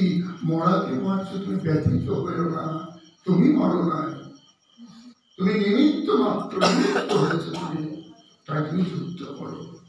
ভগবানের ইচ্ছা অনুসারে তার পরিকল্পনা সাধিত হয়। ভগবান তার ভক্তদের প্রতি কৃপাবশত তার পরিকল্পনার সাথে যুক্ত করে নেন, ভক্তের প্রতি কৃপাবশত যুক্ত করে নেন তার ভক্তের মান বৃদ্ধির কারণে। এই যে আমাদের এখানে ছেলেরা কত বড় একটা মহৎ সভার আয়োজন করেছে, কিতাব কে করেছেন? ভগবান। পরিকল্পনা কার সাথে নেই, ওই অসতে ওই জয় দেবে এদের না, ভগবান পরিকল্পনাটা ভগবান, এদেরকে দিয়ে ভগবান করাচ্ছেন, তার সুকর্ম ভগবান করাচ্ছেন। আবার ওখানে মানে বিতর্কে হবে, সুকর্ম ভগবান করে না, কুকর্ম ভগবান করে না, কর্ম করে না। তো এই যে ভগবান কিছু হাত বিছিয়ে নেন, তাদের দ্বারা কাজগুলো করান, তাদের কাজ, এটা কি কাজ করা যাবে সে তার উপরে নির্ভর করছে, সেটা অন্য ব্যাপার, সেটা ঢুকতে যাবে না। তো সেখানে মানে এই পরিকল্পনার সাথে ভগবান যুক্ত করে নেন, দিয়ে তাদের দ্বারা কাজটা করেন। ভগবান অর্জুনকে যুক্ত করে নিয়েছেন, অর্জুনকে দিয়ে বিশ্ববৎ করাচ্ছেন, যিনি নাকি ইচ্ছা জয়ী। ইচ্ছা মৃত্যু। অস্ত্র থাকতে দ্রোণাচার্যকে যে পরাজিত করতে পারে না, তাকে পরাজিত করছেন অর্জুনকে দিয়ে। পরিকল্পনা কার করাচ্ছেন কে? কারণ অর্জুন যে দ্রোণকে মারছেন, তিনি তো মৃত, মেরে রেখে দিয়েছেন ভগবান। তুমি গুণ মারার জন্য দুঃখ করো না, আমি মেরে দিচ্ছি, তুমি তো নিমিত্ত। তাই সেই ভগবানের পরিকল্পনা উপলব্ধি এবং অনুসরণ করলেই জীবের মহাসংগ্রামে জয়ী হতে পারবে। এই যে জীবন সংগ্রাম, ভগবানের পরিকল্পনা যদি নিজেকে যুক্ত করে নিতে পারে। সঞ্জয় বললেন, এই তো চিত্তা বচনম কেশবস্য গীতাঞ্জলি বিপমান কিরীটি। কাঁপছে কিরীটি কাঁপছে, যার মাথায় বীরত্বের জন্য আদর করে দেবরাজ ইন্দ্র কিরীট পরিয়ে দিয়েছিলেন অর্জুনের মাথায়। সেই কিরীটি ইন্দ্র যাকে কিরীটি পরিয়ে দিয়েছেন, আর সেই মাথাতে কিরীট কাঁপছে। সেই কিরীটধারী বহু যোদ্ধার মাথার মুখ কেটে চলে গেছে, কিরীট কাটবে না। সেই কিরীট কাঁপছে, তিনি কাঁপছেন, কম্পিত বলে বলে গীতাঞ্জলি কুটে প্রণাম করে গদগদ বাক্যে কৃষ্ণকে বললেন, অর্জুন মহাজ স্থানে ঋষিকেশ অপকীর্তা জগৎ পৈশ্বত্যনুরজ্জতে চ রক্ষাংসি বিতানি দিশো দবন্তি স্বর্গে নমস্যন্তি চ সিদ্ধ সংজ্ঞা। হে ঋষিকেশ, হে ইন্দ্রিয় জয়ী, পৈষ্ঠ জগৎ লভিছে অনুরাগ তব মাহাত্ম্য কীর্তনে। হয়ে ভীত রাক্ষস সকল দিকে করেছে পলায়ন, সন্ত্রস্ত সিদ্ধ সঙ্গ তোমায় করেছে নমস্কার। যুক্তিযুক্ত হয় সমুদয়। কেউ করজোড়ে তোমার স্তুতি করছেন, আর কেউ ছুটে পালিয়ে যাচ্ছেন, এটা যুক্তিযুক্ত। কেউ পালিয়ে যাচ্ছেন, কেউ স্তুতি করছেন। কারণ তুমি যে দুর্জনের ভয় দাতা আর সুজনের ভয় হারি, তাই কেউ তোমার স্তব করছেন সাহস করে, আর কেউ পালিয়ে যাচ্ছেন। সমস্ত দেবগণ তোমাকে প্রণাম জানাচ্ছেন, কেন বা প্রণাম জানাবে না? এটা তো যথাযথ কর্ম। অর্জুন বলেন, কসমাৎ চলে নময়ন, কেন প্রণাম করবে না? হে ভগবান, সকলে কেন তোমার নমস্কার করবেন না? তুমি যে গরীয় সে ব্রহ্মণ অভি আদি করতে, হে আদি সৃষ্টিকর্তা, তুমি ব্রহ্মার থেকেও শ্রেষ্ঠ। তোমারই অংশ প্রকাশ হয়ে গর্ভদোষায়ী বিষ্ণুর নাভি হতে তুমি তোমার ব্রহ্মার উদ্ভব হয়েছে, সেখান থেকে উদ্ভব হয়েছে। অনন্ত দেবেশ জগন্তি বাস তমক্ষরম সদসৎ তৎপরমীয়।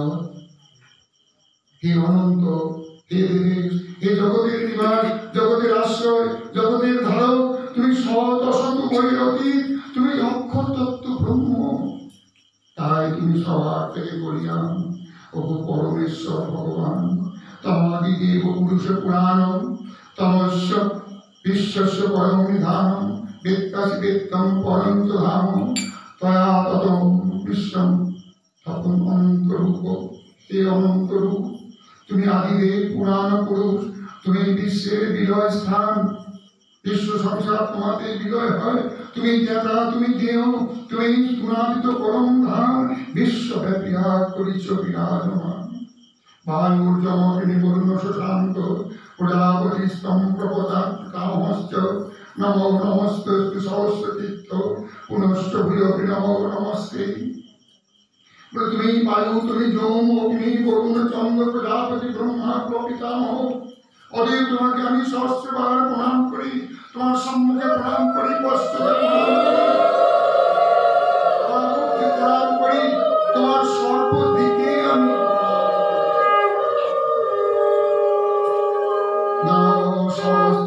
সহস্রতীর্থ পুনশ্চ ভূয়পি নমো নমস্তে। কিন্তু আমি বারবার আমি প্রণাম করি। তাই তো আমি সকে ইতিমত্তা প্রসবম যদুত্তম, ইতিমত্তার অনুসূচনা হয়েছে। আমি কি করেছি, আমি কি করেছি, কাকে কি বলেছি, কি ব্যবহার করেছি, আমি তো তো জানি না, আমি তো মোহগ্রস্ত ছিলাম, আমি তো আমার সুখা বলে, আমার পরম আত্মীয় বলে, আমি আমার সম্বন্ধ করে তার সঙ্গে রসিকতা করেছি। তাই তিনি বললেন, সখীতি মত্তা পশুভূমিত উত্তম, হে কৃষ্ণ, হে যাদব, হে সখীতি, অজানত মহিমানং তবেদং ময়া প্রমাদাৎ প্রলয়ন ভাবে যচ্চ অবসার্থম অসৎকৃতসি বিহার শয্যাসন ভোজনেষু এক অথবা বিপচ্যুত তৎসঙ্কং তৎকাময়েতাম অহম প্রমেয়। মূঢ় আমি, মূঢ় মোহগ্রস্ত আমি, না জানিয়া মহিমা তব প্রমাদ ভুল করে অথবা ভালোবেসে, হয়তো ভুল করে বলেছি, হয়তো ভালোবেসে বলেছি। কি বলেছি? প্রমাদ অথবা প্রণয় বসে সখা মনে করি, হে কৃষ্ণ, হে যাদব, হে সখে, তিরস্কার চলে বলিয়াছে কত ক্ষমহ মনে, বিহার শয্যা আসন ভোজন সময়ে একাকী অথবা সখাগণের সম্মুখে পরিহাস করে করিয়াছি অমর্যাদা তব। অজানতা মহিমা, তোমার মহিমা আমি জানি না, অচিন্ত প্রভাব তোমার নিকটে সে অপরাধ করে মাগিতেছি ক্ষমা, আমি ক্ষমা চাইছি। তবে ক্ষমা একটু আশা আছে আমার, ক্ষমা আমি পাবো, ক্ষমা পাবো। কিছু কিছু অপরাধ ক্ষমার যোগ্য। আমরা নিমন্ত্রণ করেন না পত্র দ্বারা, পত্র দ্বারা ত্রুটি পত্র দ্বারা আমাদের নিমন্ত্রণ করালেন, নিজেকে বললেন না, কিন্তু একা কত যাবো আমি। তাই পত্র দ্বারা নিমন্ত্রণের ত্রুটি মার্জনীয়, এই ত্রুটিটা মার্জনা করতেন। তাই বলছেন, পিতাসি লোকস্য চলাচলস্য তমস্য পূজ্যস্য গুরুর গরিয়ান ন তৎসম অস্তি অভ্যর্ধিত কুতো অন্য লোকত্রয় অপ্রতিম প্রভাব। হে অপ্রতিম প্রভাব, হে চলাচল লোকের পিতা তুমি, পূজনীয় তুমি হে গরিয়ান, ত্রিভুবনে তব সম কেহ নাইয়া, তোমার মতে শ্রেষ্ঠ কেবা হতে পারে? তোমার সমান কেউ নাই, বড় হতে গেলে তো সমান হতে গেলে তারপরে তো বড় হবে, তোমার সমান কেউ নাই। ভগবান সাধারণ মানব দেহ ধারণ করলেও তিনি অসাধারণ। তার ইন্দ্রিয় আমাদের মতো সীমিত নয়, তার প্রতিটি অঙ্গ, প্রতিটি ইন্দ্রিয় প্রত্যেক কাজ করেন। তিনি নাক দিয়ে খান, কান দিয়ে কথা বলেন, হাত দিয়ে চলেন, সব ইন্দ্রিয় তার সব কাজ করতে পারে। আমাদের বিশেষ ইন্দ্রিয় বিশেষ কাজ করে। পরম পুরুষোত্তমে জ্ঞান শক্তি ক্রিয়াকলাপ সবই অপ্রাকৃত। তার আশা আর আমাদের আশা, আমাদের জন্মগ্রহণ আর তার আবির্ভাব। কোন কর্মের ভিত্তিতে, আমরা তো কর্মফলের ভিত্তিতে এসেছি, কর্মফল ভোগ করতে এসেছি। ভগবান কোন কর্মের ভিত্তিতে আসেন না। তাই তিনি বলছেন, জন্মকর্ম চমে দিব্য এবং যে ব্যক্তি তত্ত্ব, তো আমার জন্ম এবং আমার কর্ম সাধারণ জীবের মতো নয়। আমি মানুষ রূপে এসেছি, কিন্তু আমার জন্ম এবং কর্ম দিব্য। যে মানুষ এটি তত্ত্ব তো জানতে পারে, তত্ত্বাদেহ পুনর্জন্ম নৈতি মামিতি সচ্ছন্ন, এইটা জানতে পারে, তারা জন্ম হয় না, তারা জন্ম হয় না। যে আমার আসা যাওয়াটা যে বুঝতে পারে, অর্থাৎ ভগবানের জন্ম হয় না। আমরা জন্মাষ্টমী পালন করি, আমাদের ঘরের ছেলে, তো আমাদের ঘরের ছেলে, আমাদের নন্দরাজা ছেলে হয়েছে, নন্দস্ব পালন করি। যাই হোক, তাই এই যে কৃষ্ণের নির্দেশ অনুসারে জীবনযাপন করাই হল শ্রেষ্ঠ পন্থা। এইভাবে জীবনযাপনের ফলে আমরা আমাদের জন্ম সার্থক করতে পারি। মনে রাখতে হয়, শ্রীকৃষ্ণ হচ্ছেন সবার প্রভু, আর সকলেই তার ভৃত্য, তার সেবক। তিনি সর্বকারণের কারণ। কৃষ্ণকে অসম্মান করা, অমান্য করা মহাপাপ। সেই পাপের আশঙ্কায় অর্জুন বললেন, তস্মাৎ প্রণম্য পরিধায় কায়ং প্রসাদয়তামি সমৃদ্ধং পিতেব পুত্রস্য সখেব সখ্য প্রিয় প্রিয়ায়সী দেব শরণ। তুমি সমস্ত জীবের পরম উচ্চ পরমেশ্বর ভগবান। আমি তোমাকে দণ্ডবত প্রণাম করি। দণ্ডবত মানে কেমন করে দণ্ডবত? এটা না না, এটা ধরুন একটা দণ্ড, প্রাচীন কেমন হলো, পুরোটা মাটির সঙ্গে মিশে আছে, এটা দণ্ডবত প্রণাম।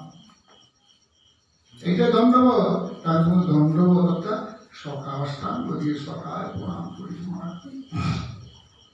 তাই বলছেন, হে দেব, দণ্ডবত প্রণাম করে তোমার কৃপা ভিক্ষা করছি। হে দেব, হে দেব, পিতা যেমন পুত্রের, সখা যেমন সখার, প্রিয় যেমন প্রিয়ার অপরাধ ক্ষমা করেন, সেখানে কোনো শর্ত আরোপ করা যায় না। কোনো শর্ত আরোপ করে ক্ষমা হয় না। প্রতিকার করার ক্ষমতা প্রয়োজন না, সেখানে ক্ষমা। পিতা যেমন পিতাকে ক্ষমা করেন পুত্রটি, আমি সেই প্রিয় যেমন প্রিয়ার ক্ষমা করেন, তুমিও সেইভাবেই আমার অপরাধ ক্ষমা করতে সক্ষম। জানি তুমি পারবে, কারণ তুমি তো আমার প্রতি প্রীতি করো। অপরাধ বলে ভীত অর্জুন বিশ্বরূপ সম্বরণ করে এইবার হল ছেড়ে চলে যাব, আর থাকতে পারলাম না। উৎকোচতা হয়, আর পাচ্ছি না, এবার আর ঢুকবো না। এবার অর্জুন কি বলছে, অপরাধ ভয়ে ভীত হয়ে বিশ্বরূপ সম্বরণ করে চতুর্ভুজ মুখ ধারণ করবার জন্য অনুরোধ করলেন। কিন্তু বৈকুণ্ঠে নারায়ণ দেখতে চেয়েছেন, অযোধ্যায় রামচন্দ্র দেখতে চেয়েছেন, এই কারার সন্নিভানি দেখতে চান নাই, তাদের দাঁত দেখতে চান নাই, করাল বদন তার দেখতে চান নাই, কারাল সন্নিভানি দেখতে চান নাই। তাই বলছেন, অদৃষ্ট পূর্বম ঋষিত স্মৃতিষ্ঠা ভয়ের প্রবচিত মনমে তদেব মে দর্শয় দেবরূপম প্রসীদ দেবেশ জগন্নিবাস। তোমার এই বিশ্বরূপ যা পূর্বে কখনো দেখিনি, তা দর্শন করে আমি আনন্দিত হয়েছি, কিন্তু সেই সঙ্গে আমার মন ভয়ে ব্যথিত হয়েছে। হে দেবেশ, হে জগন্নিবাস, আমার প্রতি প্রসন্ন হও, পুনরায় তোমার সেই রূপই তুমি আমাকে দেখাও। আমার এই রূপ দেখে বিশ্বরূপ দেখার আমার দরকার নাই, প্রয়োজন নাই। কিরীটং গদিনং চক্রহস্তং ইচ্ছামি মাং দ্রষ্টুমং তথৈব তেনৈব রূপেণ চতুর্ভুজেন সহস্রভাব ভব বিশ্বমূর্তে। দাঁড়াও দাঁড়াও দাঁড়াও, তুমি আমার সম্মুখে। ওই কিরীটিরথাঙ্গ গদা চক্র পদ্ম হাতে পুনঃ সহস্রবাহু হে বিশ্বরূপ। ধরো ধরো ধরো তুমি সেই চতুর্ভুজ রূপ সম্বরণ করো। এর সহ্য করতে পারছি না, ব্যথিত, প্রতি প্রকৃষ্টভাবে ব্যথিত হয়েছি।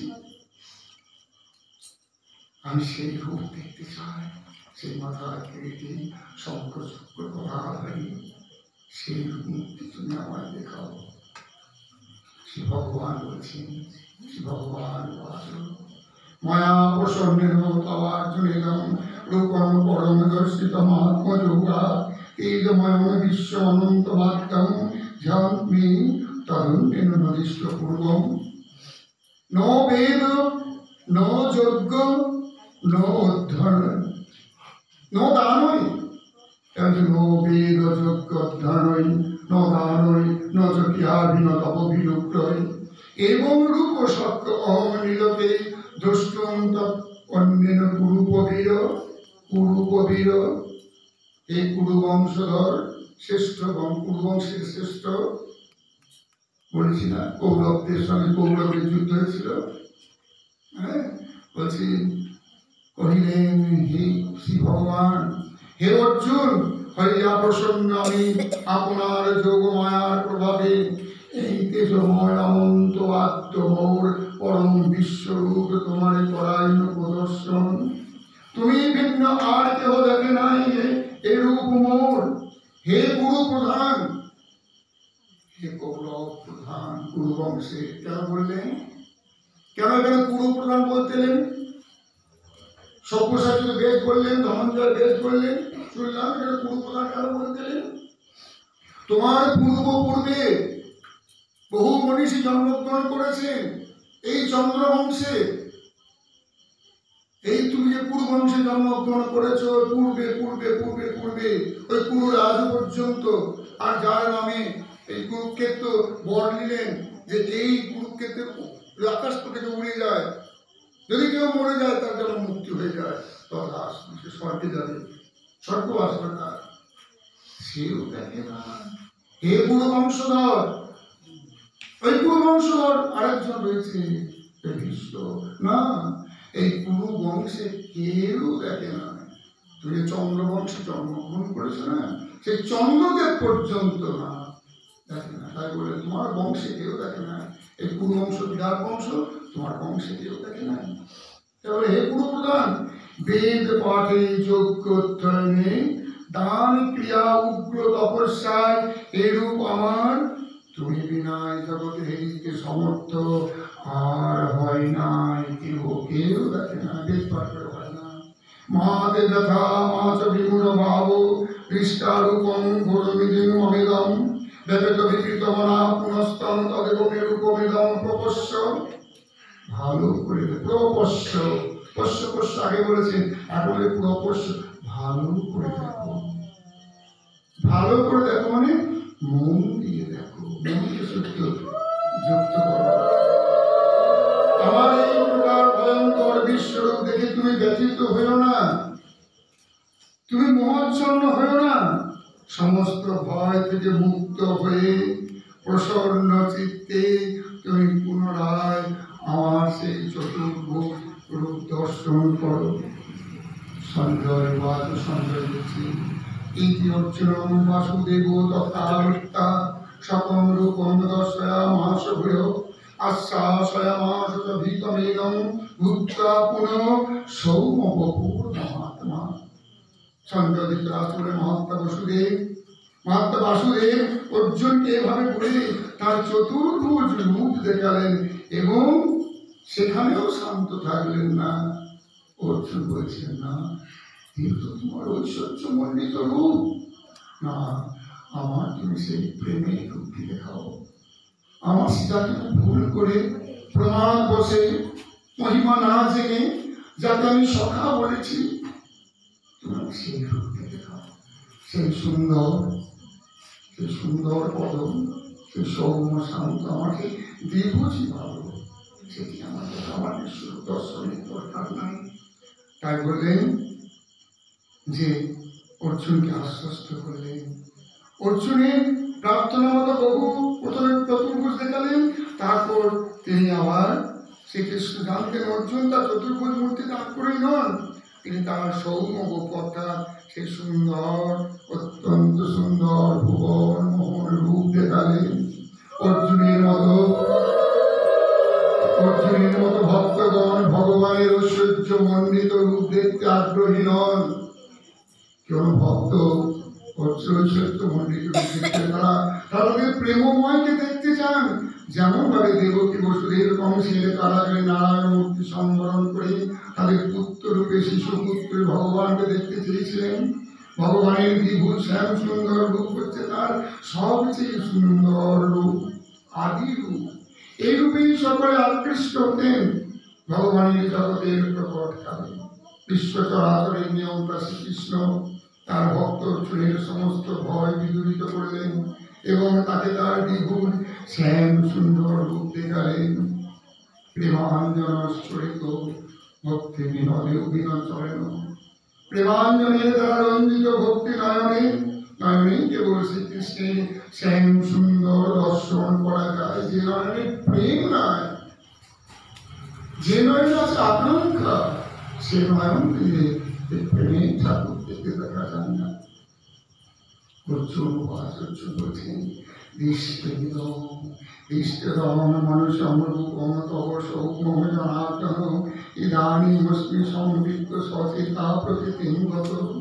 কহিলা অর্জুন, হে জনার্দন, এলে হেরিয়া তব সৌম্য মানুষ রূপ চিত্ত মন হইল প্রসন্ন, প্রকৃতিস্থ হইলাম আমি মানুষের রূপ দেখলাম। তুমি তো মানুষ নও, ভগবান অর্জুনকে বলছেন সুদূর্ত সমিদম রূপমে দৃষ্ট বানসি জন্ম দেবায় প্রিয়স্য রূপস্য নিত্যম দর্শন কাঞ্চিন। ভগবান বলেন যে দূর নিরীক্ষ রূপ মোর করিলে দর্শন এরূপ হেরিতে লালায়িত দেব। শ্রীকৃষ্ণের বিশ্বরূপ দর্শন করা খুবই দুষ্কর এবং সাধারণ মানুষের পক্ষে অসম্ভব, কিন্তু তার ওই অতি গোপনীয় শ্যাম সুন্দর রূপ দর্শন করা তার থেকে আরো বেশি দুষ্কর। ভগবান স্বীকার করলেন যে রূপ দেখিলে আমার বেদ পাঠে তপস্যায় দানে অথবা যজ্ঞ অনুষ্ঠানে করিতে দর্শনে কেহ নয় সমর্থ কোন কালে।